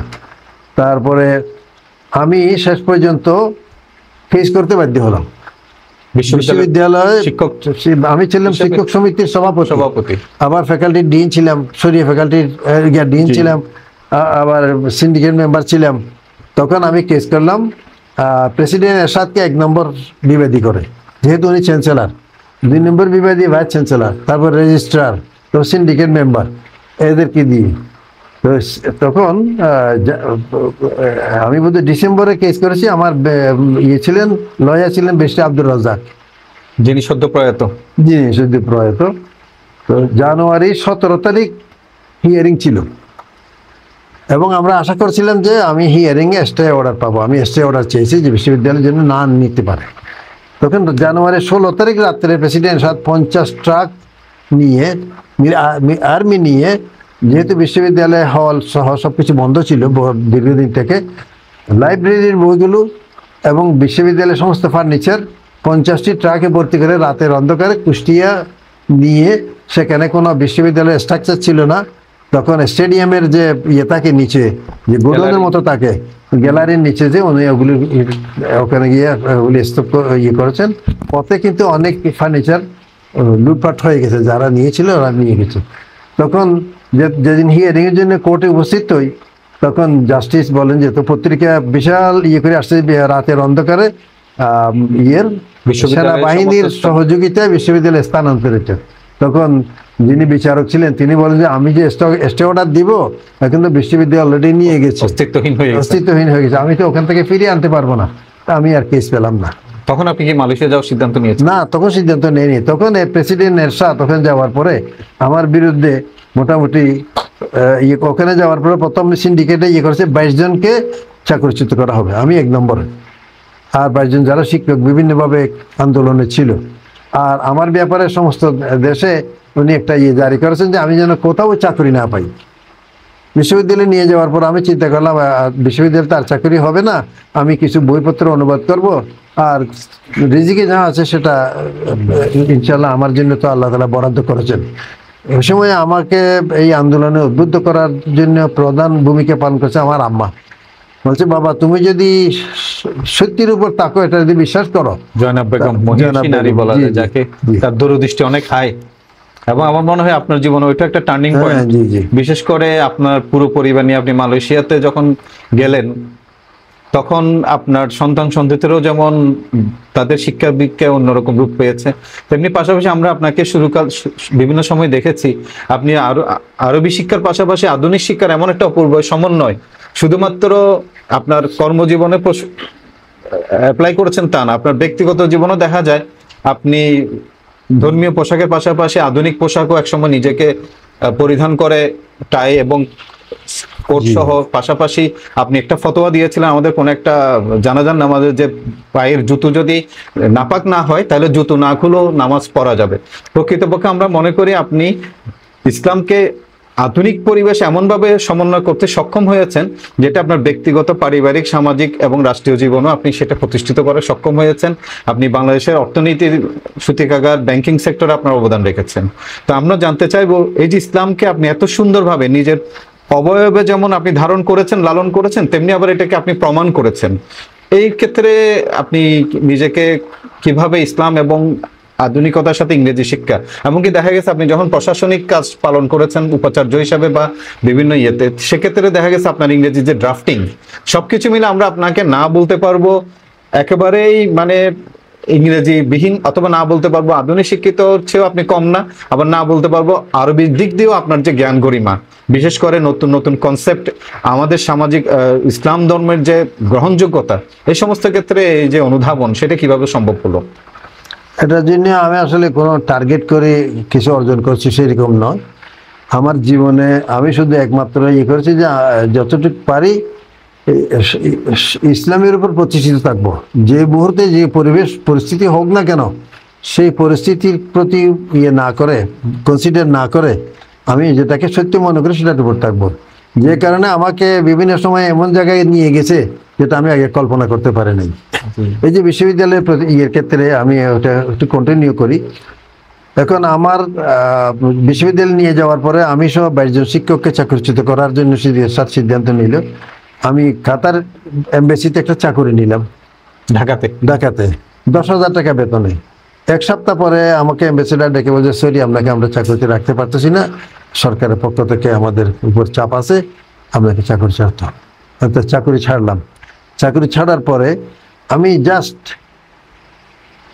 ইন্টারন্যাশনাল ইসলামিক ইউনিভার্সিটি মালয়েশিয়ার কাছে আমি একটা লেটার অফ ইন্টারেস্ট দিয়েছি যে ওআইসি সম্মেলনে রিকমেন্ডেশনে প্রতিষ্ঠিত 3টি বিশ্ববিদ্যালয়, এর মধ্যে একটি বাংলাদেশে, একটি পাকিস্তানে, একটি মালয়েশিয়ায়, আমি বাংলাদেশের ইসলামী বিশ্ববিদ্যালয়ে জয়েন করছিলাম অ্যাসোসিয়েট প্রফেসর হিসেবে, শরীয় ফ্যাকাল্টি ডিন হিসাবে। এখানে আমি 4 বছর কাজ করেছি।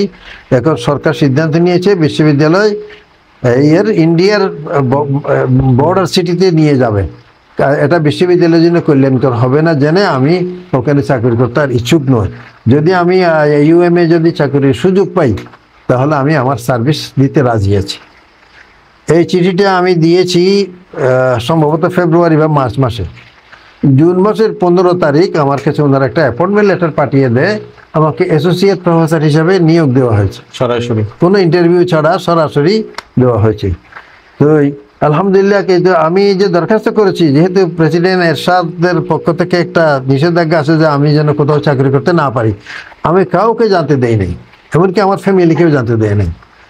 আমি আমার মতো করে দিয়েছি। অথচ আমার বাসায় বিশ্ববিদ্যালয়ের 20 জন ছাত্র আমার বাসায় হোস্টেল করে থাকতো, আমি ফ্যামিলি পাঠিয়ে দিয়েছি দেশে। ঠিক যেদিন আমি মালয়েশিয়া যাব এর 1 সপ্তাহ আগে আমার ফ্যামিলিকে জানিয়েছি, আর আমার 2 জন ছাত্রকে জানিয়েছি যেদিন যাচ্ছি সেদিন। আর আল্লাহর মেহেরবানি, এখানে আমি ডিন হিসাবে বেতন পেতাম 7,500। ইসলামী বিশ্ববিদ্যালয় গাজীপুরে 7,500 টাকা বেতন পেতাম। এরশাদ আমার জন্য সমস্ত দেশে চাকরি নিষিদ্ধ করে দিয়েছে। ওখান থেকে যে আমার কাছে অ্যাপয়েন্টমেন্ট লেটার এসে, সেই অ্যাপয়েন্টমেন্ট লেটার আমার ঘর ভাড়া, আমার বেতন, ঘর ভাড়া এবং $2,000। $2,000 সেই সময়ে 35,000 টাকা, 25 টাকা করে 70,000। আর এখানে হচ্ছে 7,000 বা 7,500 বা 10 গুণ। আমি কল্পনা করি না যে আমি এই বেতনে ওখানে চাকরি করতে পারবো। আর ওই সময় একটা সুবিধা ছিল যে কোনো মালয়েশিয়ান লাগতো না, ভিসা লাগতো না। আমি যদি ভিসার জন্য দরখাস্ত করতাম, তাও হয়তো যদি সরকার যদি জানতে পারতো আমি মালয়েশিয়া যাওয়ার জন্য ভিসার জন্য দরখাস্ত করেছি, তাহলে আমাকে এয়ারপোর্টে আটকে দিত। আমি একেবারে এমনি প্লেন টিকিট করে চলে গেছি। ওখানে গিয়ে আমার এয়ারপোর্টে আমাকে ভিসা দিয়েছে। আমি কোনো পরিবার নেই। আমি যাওয়ার পরে বোধহয় 3 মাস পরে আমি পরিবার নেই। ওখানে গিয়ে দেখি যে আমাকে একটা বাসার চাবি দেওয়া হয়েছে। সেই বাসাটা ডুপ্লেক্স, কমপ্লিটলি ফার্নিশড, একেবারে সোফা থেকে নিয়ে, কার্টেন থেকে নিয়ে, বালিশ থেকে নিয়ে সব কিছু ফার্নিশড। এর 2 মাস পরে আমার ফ্যামিলি নেওয়ার পরে ইসলাম মাদ্রাসা বোর্ডের চেয়ারম্যান আব্দুল মান্নান সাহেব যখন মালয়েশিয়া যান, তখন ওনাকে আমি দাওয়াত দেই। উনি ইসলামী বিশ্ববিদ্যালয় কুষ্টিয়ার সিন্ডিকেট মেম্বার। এর 15 দিন আগে সিন্ডিকেট মিটিং হয়েছে। উনি ওখানে যাওয়ার পরে যখন ওনাকে দাওয়াত দিয়েছি, উনি বলেন যে, রফিক সাহেব, আমরা 15 দিন আগে সিন্ডিকেটে আপনার চাকুরিচ্যুতিটা প্রেসিডেন্টের কাছে রিকমেন্ড করে পাঠিয়ে আসছি। আর আপনি দেখে যে এখানে যে বাসা পেয়েছেন, এটা তো বাংলাদেশের মন্ত্রী মিনিস্টারও পায় না। আমি বললাম যে আলহামদুলিল্লাহ, এটা আল্লাহর শুকরিয়া। তো সেইভাবে আসলে আমি কোনো কিছু টার্গেট করবার চেষ্টা করি নাই, বেগিন আল্লাহর পক্ষ থেকে সবকিছু হয়। আপনার মায়ের দোয়া, আল্লাহর রহমত। জি আলহামদুলিল্লাহ। মালয়েশিয়াতে থেকে তো জীবন শেষ করতে পারতেন, কিন্তু আবার চট্টগ্রামের আন্তর্জাতিক ইসলামী বিশ্ববিদ্যালয়ে ফিরে আসলেন। বিশ্ববিদ্যালয়ে ফিরে আসছি, এটার একটা কাহিনী আছে। সম্ভবত 1995 সালে জি আমি মক্কা থেকে একটা টেলিফোন পাই শামসুল ইসলামের পক্ষ থেকে। শামসুল ইসলাম আমাকে ফোন করে জানান যে, বড় ভাই, আমাকে তখন বড় ভাই বলতেন, বড় ভাই, আমরা একটা ইউনিভার্সিটির জন্য দরখাস্ত করেছি। আমি আর কাজী দিন মোহাম্মদ মক্কা এসেছি, এখন তোয়াফ করে বের হলাম, ইউনিভার্সিটির জন্য দোয়া করেছি। আমরা যদি বিশ্ববিদ্যালয়ে পারমিশন পাই তাহলে আপনাকে চলে আসতে হবে। তখন আমি শামসুল ইসলামকে তুমি কি রাখবো, কারণ আমার ছাত্র হিসাবে। তো আমি বললাম যে, তোমরা যদি খুব ভালো করেছো, তোমরা যদি বিশ্ববিদ্যালয়ে পারমিশন পাও, বাংলাদেশে একটা ইসলামী আদর্শ একটা ইসলামী বিশ্ববিদ্যালয়, এটা আমার স্বপ্ন, যেটা গাজীপুরে আমি পূরণ করতে পারিনি, আমার স্বপ্ন ভঙ্গ হয়েছে। যদি তোমরা একটা এমন প্রাইভেট একটা বিশ্ববিদ্যালয় করতে পারো যেখানে সরকারের হস্তক্ষেপ থাকবে না, তাহলে দরকার হলে আমি চাকরি ছেড়ে চলে আসবো দেশে। উনি 95 সালে সম্ভবত জানুয়ারি ফেব্রুয়ারি দিকে আমাকে বলছেন, ওনারা দরখাস্ত করেছেন ওই সময়, ওনারা 95 সালে অগাস্টে পারমিশনটা পেলেন। পারমিশন পাওয়ার পরে আমি 96 সালের জুন মাসে দেশে আসি আমার এই পরিবার সহ ছুটিতে। ওই সময়ে আমার একটা চিন্তা ছিল যে আমি আইআইইউএমে চাকরি করতেছি অ্যাসোসিয়েট প্রফেসর হিসাবে, কিন্তু ওখানে কোনো অ্যাসিস্ট্যান্ট প্রফেসর পিএইচডি ছাড়া নাই। তো আমি অ্যাসোসিয়েট প্রফেসর, পিএইচডি নেই আমার মনের মধ্যে একটা ইয়ে ছিল যে না, যে কোনোভাবে পিএইচডিটা করতে হবে। তখন আমি university Kebangsaan Malaysia, national university of মালয়েশিয়াতে আমি পিএইচডি এনরোল করি 1995 ডিসেম্বরে। আর 96 জুনে আমি আসছি এবং বিশ্ববিদ্যালয়কে বলছে আমাকে 2 বছরের জন্য শিক্ষা ছুটি দেন। শিক্ষা ছুটি ওনারা মঞ্জুর করেছেন। আমি পরিবার রেখে চলে যাব যে পিএইচডিটা শেষ করব। এখানে আসার পরে তখন মৌলানা আবু তাহের চট্টগ্রাম মহানগরীর আমির ছিলেন, আর ছিলেন সেক্রেটারি ছিলেন বদিউল আলম সাহেব, আর মৌলানা শামসুদ্দিন সাহেব ছিলেন বিশ্ববিদ্যালয় বোর্ড অফ ট্রাস্টিজের একজন সদস্য, ভাইস চেয়ারম্যান সম্ভবত। ওনারা 3 জন আমার সাথে বসলেন, আমাকে ইন্টারন্যাশনাল ইসলামিক ইউনিভার্সিটি মালয়েশিয়া থেকে রিজাইন করেছেন নাকি? রিজাইন করিনি, আমি 2 বছর শিক্ষা ছুটি নিয়েছি। এখানেও যোগদান করেন নাই? না, মাত্র ওখান থেকে আসলাম আর কি। ওনারা আমাকে ধরে বলে যে এখন আমরা একটা বিশ্ববিদ্যালয় শুরু করেছি, আমরা পারমিশন পেয়েছি। এবং ডক্টর লোকমান সাহেব ছিলেন প্রজেক্ট ডাইরেক্টর। এখন ওনাকে চট্টগ্রাম বিশ্ববিদ্যালয়ে আসার অনুমতি দিচ্ছে না, বরং ওনার বিরুদ্ধে একটা তদন্ত কমিটি গঠন করছে। আপনি আমাদের প্রায় রেগুলার শিক্ষক হওয়া সত্ত্বেও একটা বিশ্ববিদ্যালয়ে তিনি প্রজেক্ট ডাইরেক্টর কীভাবে হলেন? কাজে আমরা যা দেখতেছি ওনাকে আসতে দেবে না, তো আপনাকে এখন দায়িত্ব গ্রহণ করতে হবে। তখন আমি ইয়েকে বললাম, তাহের ভাইকে, তাহের ভাই এই মুহূর্তে আমার পক্ষে সম্ভব নয়, আমি আসছি দেশে আমার পরিবার রাখার জন্য, আর আমি 2 বছর শিক্ষা ছুটিতে আছি, আমি একটা পিএইচডিটা শেষ করতে দেন। তারপর শেষ পর্যন্ত এক পর্যায়ে শামসুল ইসলাম বললেন যে আপনি তো ওয়াদা করেছিলেন যে আপনি দরকার হলে চাকরি ছেড়ে আসবেন। আমি ওয়াদা করেছিলাম, কিন্তু আমি এই বছর আর সেটাতে বলি নাই, আমার পিএইচডিটা তো করা দরকার। শেষ পর্যন্ত অনেক আলোচনার পরে বলছে যে আমরা বিশ্ববিদ্যালয়ে আর চালাতে পারবো না, কারণ এখানে অভিজ্ঞ কেউ নাই, আমরা একমাত্র আপনাকে দেখতেছি যে বিশ্ববিদ্যালয় হাল ধরার মতো। শেষ পর্যন্ত আমি 6 মাসের জন্য রাজি হলাম। এই যে 6 মাস আমি কাজ করেছি, ওনারা আমার বেতন ঠিক করলেন 10,000 টাকা, যেটা মালয়েশিয়ার তুলনায় মালয়েশিয়া তখন 6 বছর পরে তখন আমার বেতন 80,000 টাকা। তারপরে 10,000 টাকা প্রায় 8 ভাগের 1 ভাগ। কিন্তু আমি ওনাদেরকে বলি নাই যে আমাকে 10,000 টাকা কেন করলেন, কারণ আমি তো ওনাদেরকে ওয়াদা দিয়ে 6 মাস পরে আমাকে ছাড়বে 6 মাসের জন্য। এটা আমি বললাম যে কোনো টাকা কোনো ব্যাপার না। আর দেখছি যে এখানে যারা লেকচারার হিসেবে জয়েন করেছে তাদেরকে দিচ্ছে 2,500 3,000 টাকা। তো সেই হিসেবে ওনারা আমাকে যা দিচ্ছে ওনাদের এবিলিটির একেবারে ম্যাক্সিমাম দিচ্ছে। প্রজেক্ট ডাইরেক্টরের জায়গায় আপনি সরাসরি জয়েন করলেন? হ্যাঁ, আমি জয়েন করলাম প্রো ভাইস চ্যান্সেলর হিসেবে, প্রফেসর এবং প্রো ভাইস চ্যান্সেলর। আমাকে 2টা অ্যাপয়েন্টমেন্ট দেওয়া হলো। 6 মাস পরে যখন আমি বললাম যে আমাকে এবার ছাড়েন, তখন তাহের ভাই বললেন যে আপনি যে অবস্থা ধরেছিলেন এর কোনো উন্নতি হয় নাই, আমরা কোনো ভাইস চ্যান্সেলর পাই নাই, আপনি আর 6 মাস থাকেন। এভাবে আমি 1.5 বছর থাকলাম। ইন্ডিয়ান পিএইচডি প্রোগ্রাম পিছিয়ে গেল। আমি বারবার গিয়ে ওই আমার ইয়েটা দিয়ে আসছি, সেমিস্টার ফিটা দিয়ে আসি। 1998 সালের ফেব্রুয়ারি মাসে ওনাদেরকে বললাম যে আমি আর থাকতে পারবো না, আমার অলরেডি 1.5 বছর হয়ে গেছে, আমার পিএইচডিটা শেষ করতে হবে, না হয় আমি খুব ক্ষতিগ্রস্ত হবো। তখন আমাকে ছাড়লেন। এর আগে প্রফেসর মোহাম্মদ আলী সাহেবকে আনার ব্যাপারে একটা সিন্ডিকেটের বইটা খোলো, কাকে আনবে? ওনারা ভাইস চ্যান্সেলর পাচ্ছিলেন না। তখন প্রফেসর মোহাম্মদ আলী সাহেবকে আনার ব্যাপারে আমি প্রস্তাব করলাম। ডক্টর লোকমান সাহেব, ডক্টর শব্বির সাহেব ওনাকে আনার পক্ষে, আর ওনার বিপক্ষে ছিলেন মৌলানা আবু তাহের ভাই, তারপর মৌলানা শামসুদ্দিন সাহেব, বদিউল আলম সাহেব। বলছে উনি নামাজ পড়েন না, এখন উনি কিভাবে একটা ইসলামী বিশ্ববিদ্যালয়ের ভাইস চ্যান্সেলর হবেন? যাই হোক, এখন আন্তর্জাতিক ইসলামী বিশ্ববিদ্যালয়ের পরবর্তীতে আপনি প্রভিসি এবং এক পর্যায়ে আপনাকে ভাইস চ্যান্সেলর হিসাবেও মনোনয়ন দেওয়া হয়েছিল, কিন্তু এরপর আপনি নির্দিষ্ট সময় শেষে রিটায়ারমেন্ট লাইফে চলে যান। তো আপনার এই কর্মময় জীবনে তো হাজারো লক্ষাধিক শিক্ষার্থী দেশ বিদেশে ছড়িয়ে আছে, সবাই আপনাকে অনেক বড় স্কলারও দেখেছি আপনাকে পায়ে কদমবুচি করে শ্রদ্ধা করতে।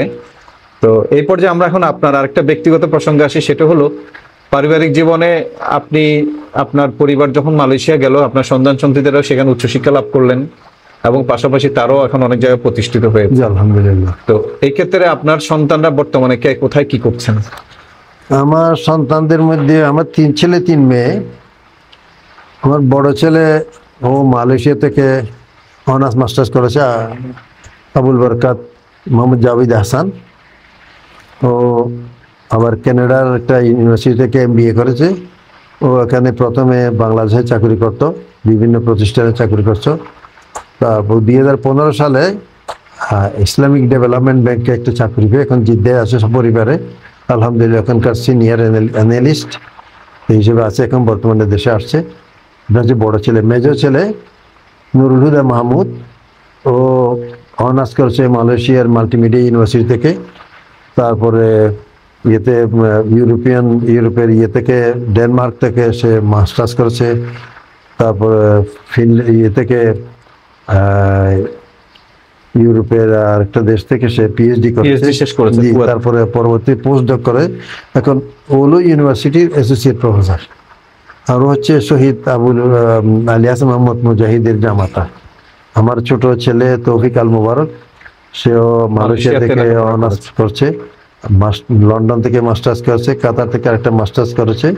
এখন সে আমাদের সাথে আছে, একমাত্র সন্তান।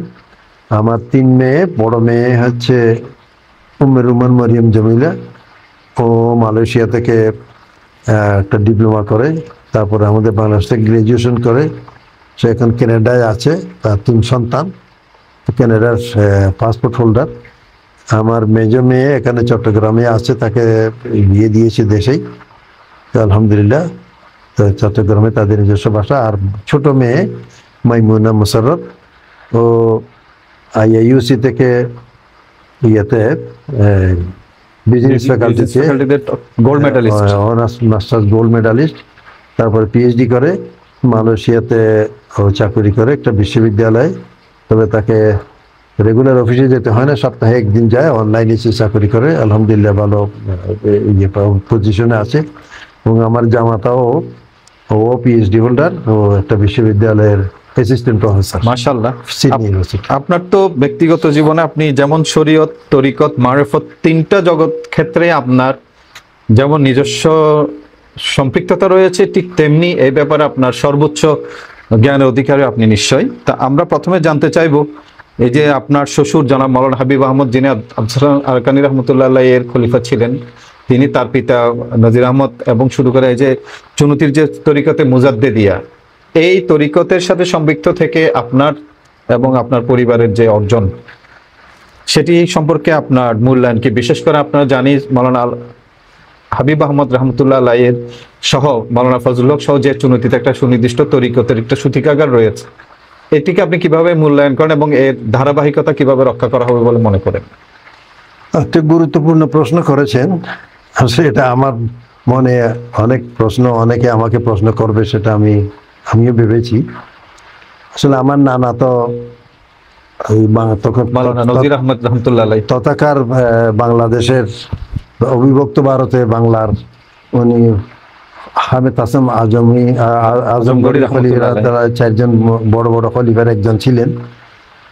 তো হামেদ হাসান আজমগড়ি সাহেবের খলিফাদের মধ্যে অন্যরা ছিলেন হাফিজ মুনির সাহেব, কোন জায়গাটা,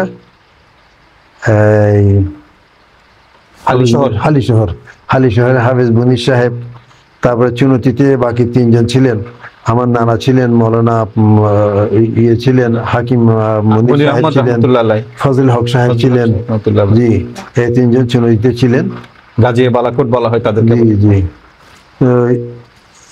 আবার আমার মামাও তরিকতের একজন খলিফা ছিলেন, আমার আব্বাও তরিকতের খলিফা ছিলেন। স্বাভাবিকভাবে আমার এই প্রশ্ন আসতে পারে যে আমি তরিকতের সাথে সম্পৃক্ত কিনা। আসলে আমি তরিকতের বুজুর্গদের অনেক সান্নিধ্য পেয়েছি।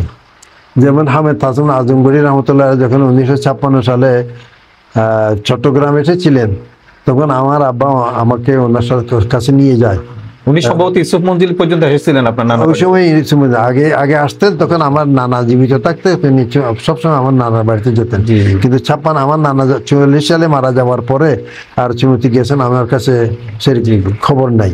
কিন্তু এরপর 56 সালে যে এসেছিলেন তখন আমি ওনার সাথে দেখা করতে গিয়েছিলাম, আমার আব্বা আমাকে নিয়ে গিয়েছিলেন। তখন উনি আমাকে মাথা ইয়ে করে উপর করে পিঠের উপর চড় দিয়েছিলেন আমার মনে আছে, এবং কানটানা দিয়েছিলেন। তারপর বলছেন যে যাও আচ্ছা হোগা, এই কথাটা আমার মনে আছে। তো ওনার চেহারা আমার কাছে যতটুকু মনে পড়ে, কাজী ইয়ের চুনতির যে কাজী ইলিয়াস সাহেব আছেন, জি জি জি, সিরাজুল আরিফিন সাহেবের দাদা, বড় চেহারা ছিল এবং সুন্দর গঠন ছিল, মোটা উনিও সেই গঠনের। তারপর উনি হুক্কা খেতেন, অনেক লম্বা ইয়ে নিয়ে নলযুক্ত, প্রায় 2-3 মিটার দূরে বোধ হুক্কাটা থাকতো। আমি ওনাকে সেইভাবে দেখেছি। ওনার পরে যখন আব্দুল সালাম আরকানি সাহেব প্রায় সময় আসতেন, উনি ছিলেন আজমগড়ি রহমতুল্লাহ আল্লাহর একজন খলিফা। 1970 সালে যখন উনি সর্বশেষবার আসেন, তখন আমি ঢাকা বিশ্ববিদ্যালয়ের ছাত্র। তখন আমি স্বপ্নে দেখি যে আমি ওনার হাতে বাইয়াত হচ্ছি। তখন আমি জানতাম না যে উনি বাংলাদেশে এসেছেন, মানে পূর্ব পাকিস্তানে এসেছেন সেই সময়। আমি যখন বাড়ি আসলাম তখন শুনলাম যে উনি এখানে সাতকানিয়া খানকাতে আছেন। সেখানে আমি ওনার কাছে গিয়ে আমার স্বপ্নটা বললাম, কিন্তু বললাম যে শর্ত দিলাম যে আমি তো স্বপ্নে দেখেছি আপনি আমাকে বাইয়াত করালে, কিন্তু আমি তো কাজ করতে পারবো না, আমি তো একজন ছাত্র, আমাকে তো কাজ করতে বলছে। ঠিক আছে, তুমি কাজ করিও না, তোমাকে আমি বাইয়াত করাবো। তো উনি যে আমাকে অনুমতি দিলেন, এই জন্য আমি আর ওয়াজিফা তজিফা করার কোনো অবকাশ পাইনি, আর এটাকে গুরুত্ব দিইনি। তারপর উনি ইন্তেকাল করার পরে আসলেন কক্সবাজারের মৌলানা কি নাম, নামটা তো ভুলে গেলাম, তরিকতের কুড়াখালীর না কক্সবাজারের যে বদিউর রহমান সাহেব। জি জি, বদিউর রহমান সাহেব না, বর্তমানে যিনি আছেন? না না না না না, উনি মরং মারা গেছেন। জি, ওনার বদিউর রহমান সাহেব, উনি ছিলেন উনি আব্দুল সালাম আরকানি সাহেবের খলিফা। তো ওনার হাতে যখন আমি পেলাম, সবক নেওয়া শুরু করলাম, যখন আব্দুল সালাম আরকানি সাহেবের কাছে আমি বাইয়াত করেছি, শুনেছেন, বলছে তুমি আমার সাথে আসো, আমার সাথে রেগুলার সবক নাও, তোমাকে আমি খেলাফত দিয়ে দেবো। মাশাআল্লাহ। তো আমি কিন্তু কিছুদিন সবক নেওয়ার পরে মকামে তওবা পর্যন্ত যাওয়ার পরে তখন চিন্তা করলাম যে হাদিস শরীফে যে সমস্ত আওরাদের কথা আছে, আমি যদি এইগুলো আদায় করি তাহলে হাদিস শরীফেটা আদায় করতে পারবো না, আর হাদিস শরীফে যেটা আছে সেটা আদায় করলে এটা আদায় করা যাবে না। কৃতপক্ষে আপনি তো মাদ্রাসায় যখন অধ্যক্ষ হিসেবে দায়িত্ব ছিল শরীয়তের উর্বর ভূমি, এরপর আবার আপনার ব্যক্তিগত জীবনে আপনি আরবি এবং ইসলামিক দর্শন এবং পাশাপাশি ইংরেজি সাহিত্য ও আধুনিক চর্চাও করেছেন। তো সর্বশেষ এই যে চুনতি সাহেব কাবলা রহমতুল্লাহ আলাইহিকে আমরা মনে করি মারিফত ইলানের আরেকটি কারামত, এবং ওনার সাথে আপনার পারিবারিক সম্পর্ক আছে। পাশাপাশি ওনার বর্তমানে যে উনি জারি করে গেছেন 19 দিনব্যাপী সিরাতুল ইসলাম মাহফিল, এই সম্পর্ক আপনার পারিবারিক সূত্রে আপনি কিভাবে মূল্যায়ন করেন? সুনতি শাহ সাহেবকে তো আমি একেবারে ছোটকাল থেকে দেখেছি, কারণ ওনার পিতা যতদিন বেঁচে ছিলেন উনি ওনার বাড়িতে থাকতেন না, উনি মজজুব টাইপের ছিলেন। 10-15 দিন কোথাও ওনার খবর থাকতো না। শাহ সাহেব কেবলা, তো এটা 50-এর দশকে। উনি আসলে আমার নানার বাড়িতে ওনার জন্য একটা খাট ছিল, জি, ফিতার খাট, উনি ওখানে ঘুমাতেন। দেখতাম আমার নানি ছিল ওনার বড় বোন। ওনার মা যখন মারা যায় তখন আমার নানি যে ওনাদের তো জেঠাতো বোন, ওনারা 51ভুক্ত ছিলেন। তো হাফিজ সাহেব ছিলেন 4 বছর বয়সের, সালে সাহেব ছিলেন 2 বছর বয়সের। আমার নানি দুই ভাইকে দুই পাশে রেখে ঘুমাতেন, আমি শুনেছি আমার নানির কাছে। তো মানে সন্তানের মতো, ছোট ভাইয়ের মতো লালন পালন করেছেন। শাহ সাহেবও ওনাকে বড় বোন হিসেবে জানতেন এবং মায়ের মতো শ্রদ্ধা করতেন। তো শাহ সাহেবের সাথে কেউ কথা বলার সাহস করতো না। আমরাও ওনার চেহারা দেখলে চোখে চোখে দেখার কোনো কারো সাহস হতো না। কিন্তু যখন আমার নানির সামনে আসলেন তখন উনি চোখ করে একেবারে একজন সন্তান নিজের মায়ের কাছে আসলে যেরকম অবস্থা ওনার সেই অবস্থা ছিল। উনি কয়েকদিন যখন ঘুমে থাকতেন তখন আমার নানি গিয়ে একমাত্র ওনাকে ডাকতে পারতেন, এবং আমার নানা ওনাকে নাম ধরে ডাকতেন নানি, বলছে হাফেজ হাফেজ তুমি তো খাচ্ছ না কিছুদিন, কয়েকদিন থেকে উঠো একটু কিছু খেয়ে নাও। তখন দেখেছি ছোট বাচ্চার মতো উঠে আবার মুখ হাত দিয়ে আমার নানের মতো খাচ্ছেন, আবার মনে মনে বলছেন, মধ্যে মধ্যে বলছেন যে না আমি এখন খাবো না। মাওলানা নজরুল আহমদ রহমতুল্লাহ একেবারেই মানে সবসময় লয়াল ছিলেন হযরত জি, শাহ জি, শরীফ রহমতুল্লাহ। জি, জি। তো সেভাবে দেখেছি ওনাকে। 1956 সালে ওনার পিতা মারা যাওয়ার পর উনি আবার বাড়িতে যেতেন, স্বাভাবিকভাবে যেতেন, কিন্তু তখন উনি মজজুব ছিলেন। তখন মানুষের কাছে এমন একটি পরিচিতি ছিল না। আস্তে আস্তে ওনার বিভিন্ন কারামতের মাধ্যমে মানুষের সাথে ওনার মানুষের কাছে উনি আরো পরিচিত হয়ে ওঠেন। 60-এর দশকে ওনার বিভিন্ন জায়গায় স্থানে ওনার নাম ছড়িয়ে যায়। আলহামদুলিল্লাহ, আমরা আপনাকে একজন আদর্শ ব্যক্তিত্ব হিসাবে যে বিষয়টা এখন জানতে চাইবো আগামী প্রজন্মের জন্য, বিশেষ করে চুনতিতে শরীয়ত, তরিকত, মারেফত, তার সাথে আরবি শিক্ষা এবং আধুনিক শিক্ষার যে সবকিছু সমন্বয়ে আপনি একজন আমাদের কাছে একজন আদর্শ ব্যক্তিত্ব। আগামী প্রজন্মের জন্য আপনি চুনতির এই তিনটা সূতিকাগার, শরীয়ত, তরিকত, মারেফতের পাশাপাশি আধুনিক শিক্ষায় তারা শিক্ষিত হলো, আলটিমেটলি চুনতির আগামী প্রজন্মের জন্য আপনার কি দিক নির্দেশনা থাকবে? চুনতি প্রজন্মের জন্য আমার যদি আমার কাছ থেকে পরামর্শ চাওয়া হয়, তো আমি একটা পরামর্শ দেব, শিক্ষার ক্ষেত্রে মাদ্রাসা শিক্ষার সাথে সংশ্লিষ্ট হওয়াকে প্রাধান্য দেওয়ার। বিশেষ করে চুনতি হাকিমিয়া, বিশেষ করে চুনতি হাকিমিয়া মাদ্রাসা আছে, ছাত্রীদেরকে মহিলা মাদ্রাসা আছে। কারণ এই শিক্ষার মাধ্যমে এখন প্রমাণিত হয়েছে যে শিক্ষা থেকে পাশ করার পর, অন্তত আলেম পর্যন্ত পাশ করার পর, কেউ চাইলে ডাক্তার হতে পারে, কেউ চাইলে ইঞ্জিনিয়ার হতে পারে, কেউ চাইলে অ্যাকাউন্টেন্ট হতে পারে, আবার যে আলেম হতে চায় আলেম হতে পারে। এবং চুনতি মাদ্রাসা শিক্ষার্থীদের এই ধরনের সাফল্য কিন্তু সাফল্য আছে।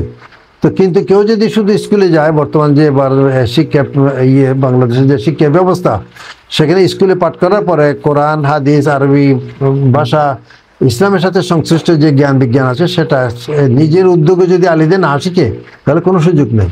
কিন্তু মাদ্রাসায় পড়লে বাংলা, ইংরেজি, আরবি, অঙ্ক ছাড়াও অটোমেটিক্যালি সিলেবাসভুক্ত ইসলামী বিষয়গুলো শিখতে পারে। এই জন্য আমি মনে করি যারা ট্যালেন্টেড ছাত্র আছে অন্তত তারা যেন মাদ্রাসা শিক্ষাকে প্রাধান্য দেয়। এখন বর্তমান তথ্য প্রযুক্তির প্রতি অনেকে আসক্ত, অনেকে মনে করছে যে ক্যারিয়ার অনেক হাই। তাহলে এর সাথে আমাদের কি ইসলাম আসলে সাংঘর্ষিক? মোটেই সাংঘর্ষিক না, মোটেই সাংঘর্ষিক না।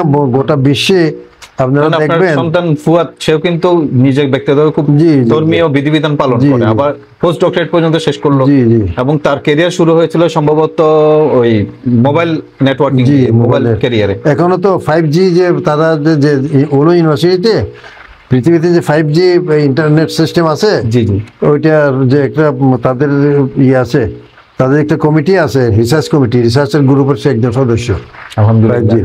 আমার মেয়ে যে মাইমার মুসরত এখানে পাশ করার পরে সে অস্ট্রেলিয়াতে গিয়ে PhD করলো, একদিনের জন্য সে হেজাব ছাড়ে নাই।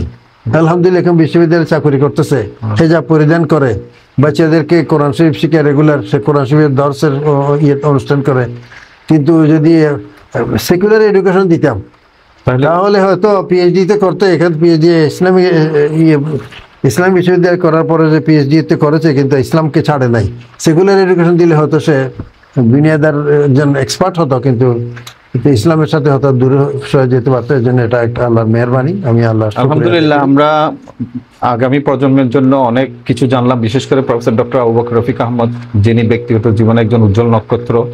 তার প্রতিটা পদাঙ্ক অনুসরণ করতে পারাই হোক আমাদের আগামী প্রজন্মের জন্য সবচেয়ে বড় পাথেয়।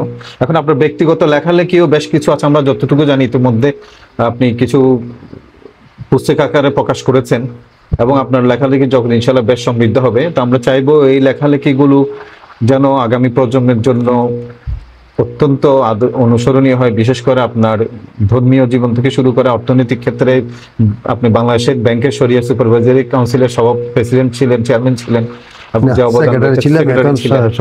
তো এই লেখালেখির জগৎ সম্পর্কে আপনার ভবিষ্যৎ পরিকল্পনা কি? আলহামদুলিল্লাহ, আমি তো বিভিন্ন দায়িত্বে থাকার কারণে আমি একটা জিনিস উপলব্ধি করতাম যে সবসময় আমি 1986 সাল থেকে নিয়ে অ্যাডমিনিস্ট্রেটিভ জবে আছি। তো অ্যাডমিনিস্ট্রেটিভ জব এমন সেখানে অনেক সময় দরকার। বিশেষভাবে যে 20 বছর আমি আইইউসির সাথে ছিলাম, সকাল 9টায় আমি অফিসে ঢুকতাম, জি। রাত 10টা কিভাবে বেজে যেত আমি জানতাম না। লাঞ্চের পরে আমি 15-20 মিনিট একটু রেস্ট নিতাম।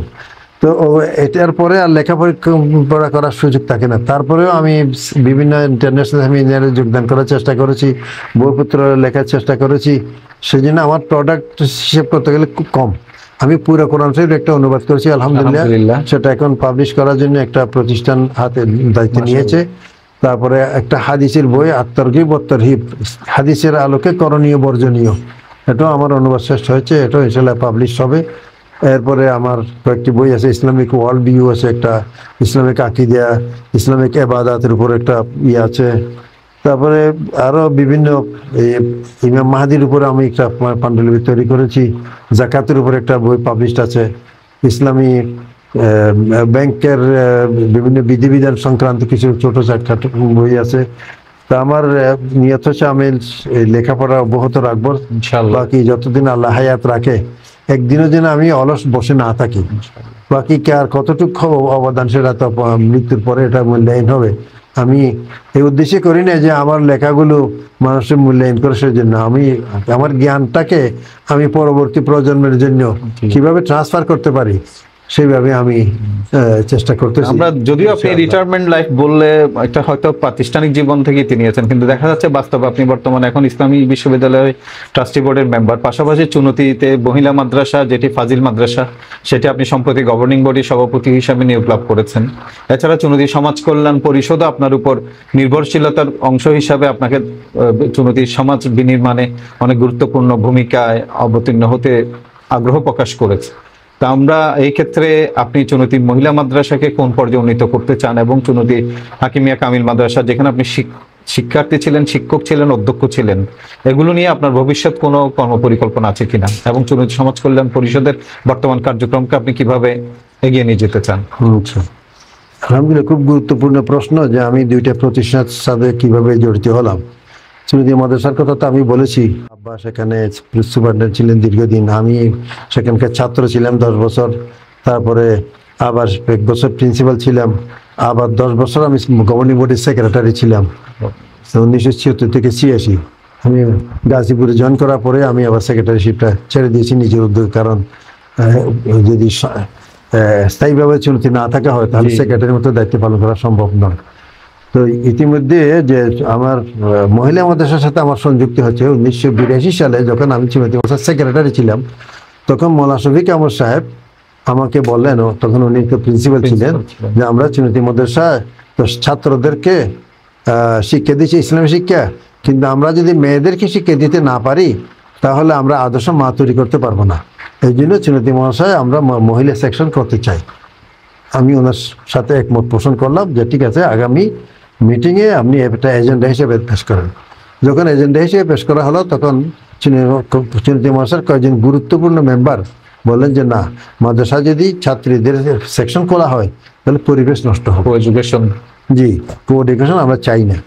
যখন উনি এতে পাশ হতে পারলো না, তখন উনি খুব চিন্তিত হলেন যে আসলে আমার কথাটা ওনারা বুঝতে পারেন নাই, কিন্তু মহিলাদের শিক্ষা দরকার, আমি একটা আলিদে একটা মহিলা মাদ্রাসা করবো। আমি ওনার সাথে একমত পোষণ করলাম যে ঠিক আছে, আপনি মহিলা মাদ্রাসা করলে আমি আপনার সাথে আছি।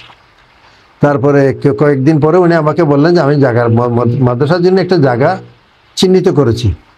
কোথায়? শাহ সাহেবের পূর্ব দিকে একটা বিল আছে, ওটা হচ্ছে এরশাদুল্লাহর বিল, ওদের পারিবারিক, ওখানে 2 কানির মতো জায়গা। বলছে আমার অন্যদিকে জায়গা আছে পূর্ব দিকে, না বর্তমান শাহ মঞ্জিলের পূর্ব দিকে, কবরস্থানের দক্ষিণ দিকে, হ্যাঁ এরশাদুল হকের। তো ওখানে আমি 1 কানি জায়গা ওনাদেরকে এওয়াজ বদল করে ওখানে আমি মহিলা মাদ্রাসা করতে চাই। তখন আমার মনে চিন্তা আসলো যে মসজিদের পুকুরের উত্তর পাশে তো আমাদের জায়গা আছে, আমি আমার মাকে বলে সেখানে, আমার মাকে রাজি করতে পারলে সেখানে কিছু জায়গা দিলে ওখানে মহিলা মাদ্রাসাটা ভালো হবে, ঈদগাহর সাথে লাগানো বর্তমানে যেখানে আছে।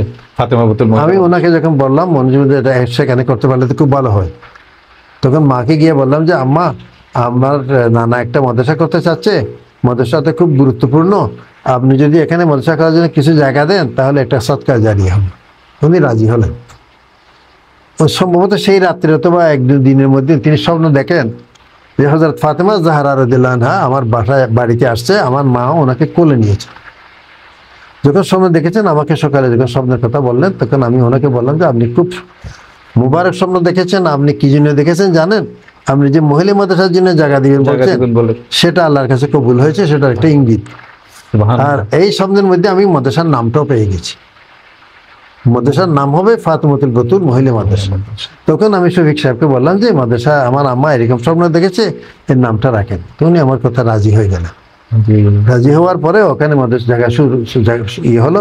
যখন জায়গা চিহ্নিত করার সময় দেখলাম যে ওইটা আমার আব্বার নামে বন্দোবস্তিকৃত জায়গা।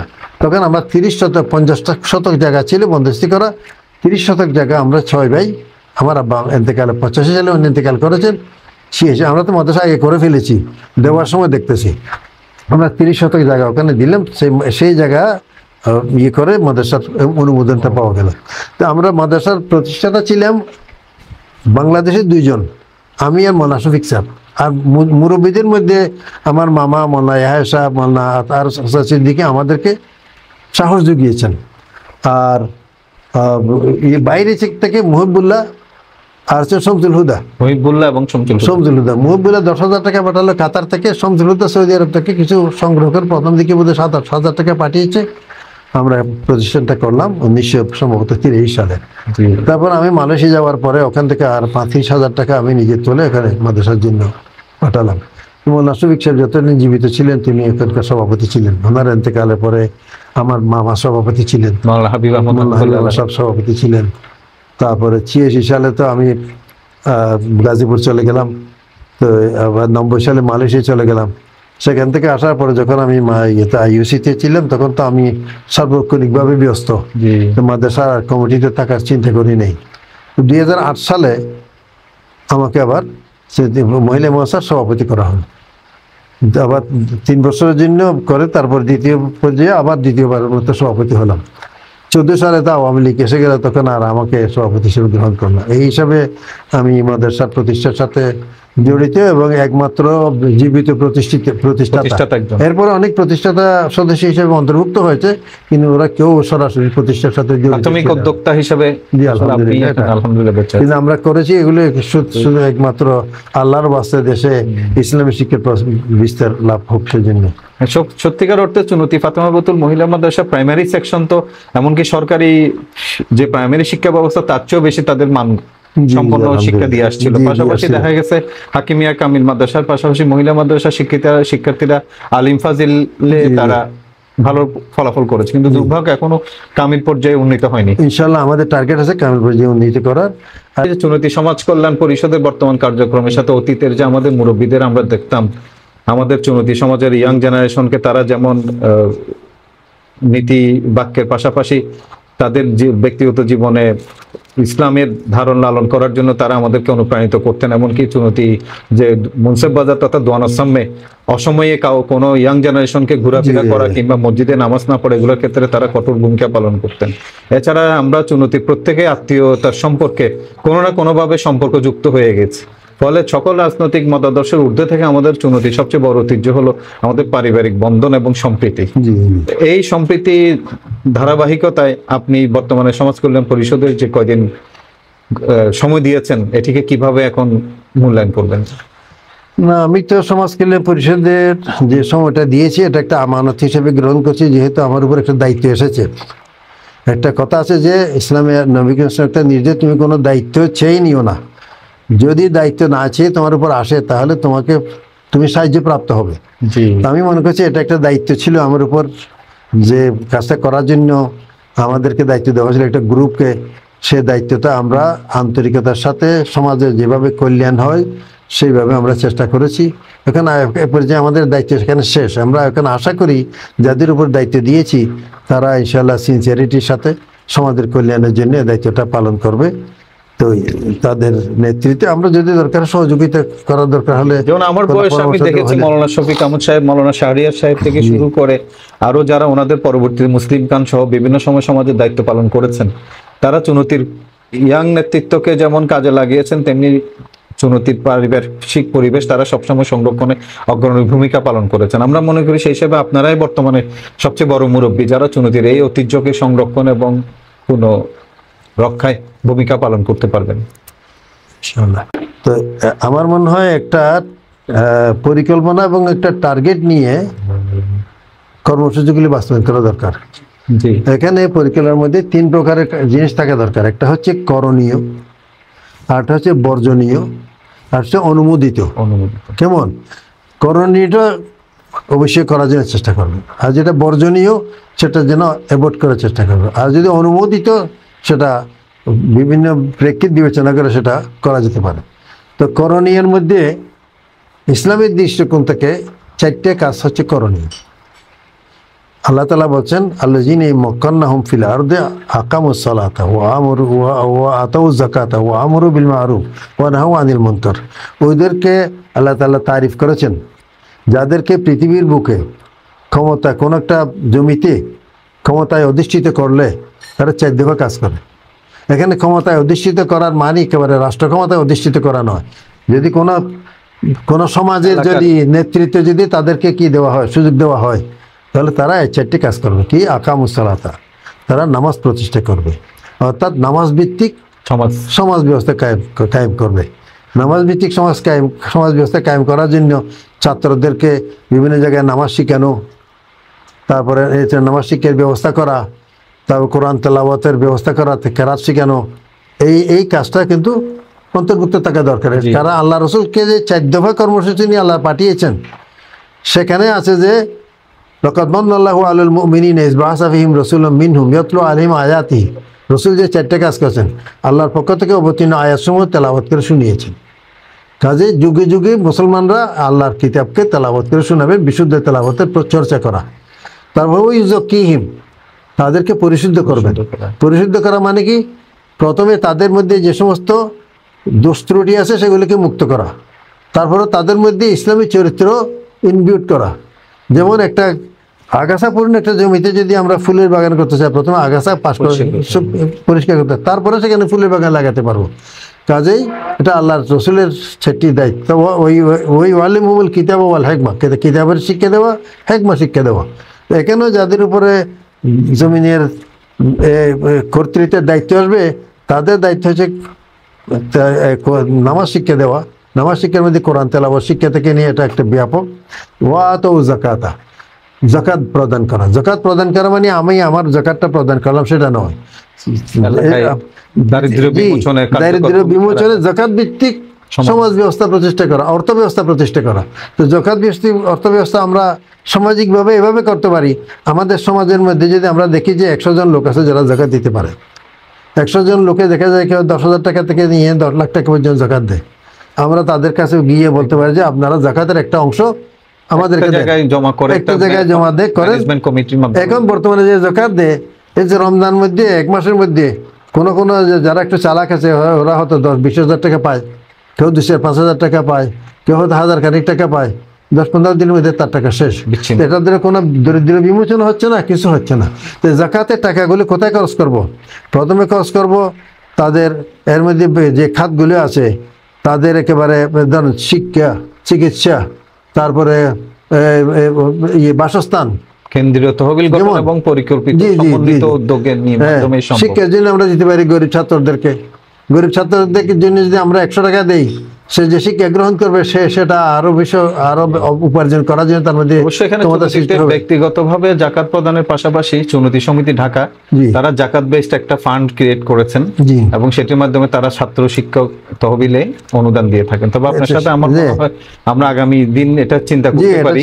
চুনতির আমাদের যারা প্রথিতযশা ইসলামী ব্যক্তিত্ব রয়েছেন এবং যারা দানশীল ব্যক্তিত্ব রয়েছেন তাদের সমন্বয়ে একটি যাকাত ম্যানেজমেন্ট কমিটি গঠন করে সেন্ট্রাল একটা ফান্ড গঠন করে আমার হলো বছরে অন্তত 50 লাখ টাকা তো এখানে সংগ্রহ হতে পারে। আর আমরা একদিনে খরচ করবো কেন, সারা বছর চিকিৎসার জন্য করলাম। চিকিৎসার জন্য কিভাবে করবো? চুনতি সমাজের পক্ষ থেকে কোনো একজন রোগীকে যদি একটা স্লিপ দেওয়া হয়, ডাক্তারের কাছে পাঠানো হয়, সে ফ্রি দেখবে। তারপরে ওর জন্য যে প্রেসক্রিপশন দিবে, প্রেসক্রিপশনে কিছু ডাক্তার পারলে দিলে, না হয় আমরা আমাদের ফান্ড থেকে দিলাম, যদি সত্যিকার অর্থে তার মধ্যে সামর্থ্য না থাকে। এভাবে আমরা করতে পারি। কেউ গর্ভ নষ্ট হয়ে গেছে, তাকে গর্ভাধার দরকার আছে, মেয়ে বিয়ে দিতে পারতেছে না, তখন আমরা যৌতুকবিহীন বিয়ের জন্য আমরা একটা ইয়ে নিলাম, সেখানে লোকেরা জাকাতের বাড়ি লোক দেবে, আমরা 10 জন পাত্রপাত্রীকে একত্রিত করে এখানে কোনো যৌতুক দেবো না, এক একজনের জন্য 1 লাখ টাকা করে খরচ হবে। 10 লাখ টাকার একটা প্রকল্প করলে দেখা যাবে যে 2-1 বছর পরে আর কোনো যৌতুক সিস্টেম তুলে উঠে যাবে।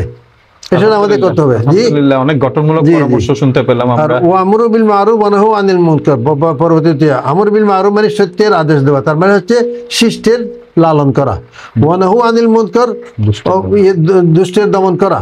এই কাজটা সমাজের পক্ষ থেকে করা উচিত। আজ এই কাজগুলো যদি আমরা করি তাহলে আমাদের সমাজ আরো বেশি উন্নত হবে। মধ্যে মধ্যে আমরা দিলাম, নাত কেরাতের প্রতিযোগিতা দিলাম, সিরাতের সময়ে বক্তৃতার প্রতিযোগিতা দিলাম, এর মধ্যে ছাত্রদের মধ্যে বক্তৃতা করার অভ্যাস গড়ে উঠবে। ইসলামিক লিডারশিপ ট্রেনিং প্রোগ্রাম করলাম, তারপরে শিক্ষা আরো কিছু উন্নত কিভাবে কোয়ালিটি এডুকেশন কিভাবে দেওয়া যায় সেটা করলাম। এগুলি যদি সম্মিলিতভাবে আসলে করা যায়। সুন্নিতে অনেক উদ্যোগী আছে, কর্মী বাহিনী আছে, কিন্তু উদ্যোগ নেওয়া দরকার। আমরা অনেক বিজ্ঞ আলোচনা শুনলাম, যিনি শুধু চুনতির আলোকিত চুনতিয়ান হিসাবে নয়, বরং দেশীয় এবং আন্তর্জাতিক ক্ষেত্রে সুপরিচিত ব্যক্তিত্ব প্রফেসর ডক্টর আবু বকর রফিক আহমদ, যিনি একাধারে আরবি শিক্ষা এবং আধুনিক শিক্ষার অপূর্ব সমন্বয়ের মাধ্যমে নিজের ব্যক্তিগত জীবনে যেমন প্রতিষ্ঠা লাভ করেছেন, তেমনি আমাদের সমাজ গঠনে গুরুত্বপূর্ণ দিক নির্দেশনামূলক আজকে আমাদের সাথে আলাপচারিতায় তার মতামত ব্যক্ত করলেন। এই জন্য আমরা তার প্রতি বিশেষ কৃতজ্ঞতা জ্ঞাপন করছি এবং সেই সাথে চুনতিবাসীর পক্ষ থেকে আমরা শ্রদ্ধেয় প্রফেসর ডক্টর আবু বকর রফিক আহমদের সুস্বাস্থ্য ও দীর্ঘায়ু কামনা করছি।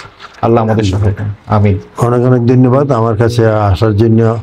তোমরা অনেক গুরুত্বপূর্ণ সময় দিয়ে যে একবারে 4-5 জন আফসর, তোমাদের অনেক ব্যস্ততা আছে, তারপরে ব্যস্ততার মধ্যে যে সময়টা করে নিয়েছো। তো আমি যে কথাগুলি বলেছি এটা আমি আমার অন্তর থেকে বলেছি। এর মাধ্যমে আমার কোনো নিজের কোনো সামাজিক মান মর্যাদা প্রতিষ্ঠা করা নয়। আল্লাহ আমাকে যা দিয়েছেন আলহামদুলিল্লাহ, কোনো টার্গেট ছাড়াই আমার এটা অর্জন হয়েছে।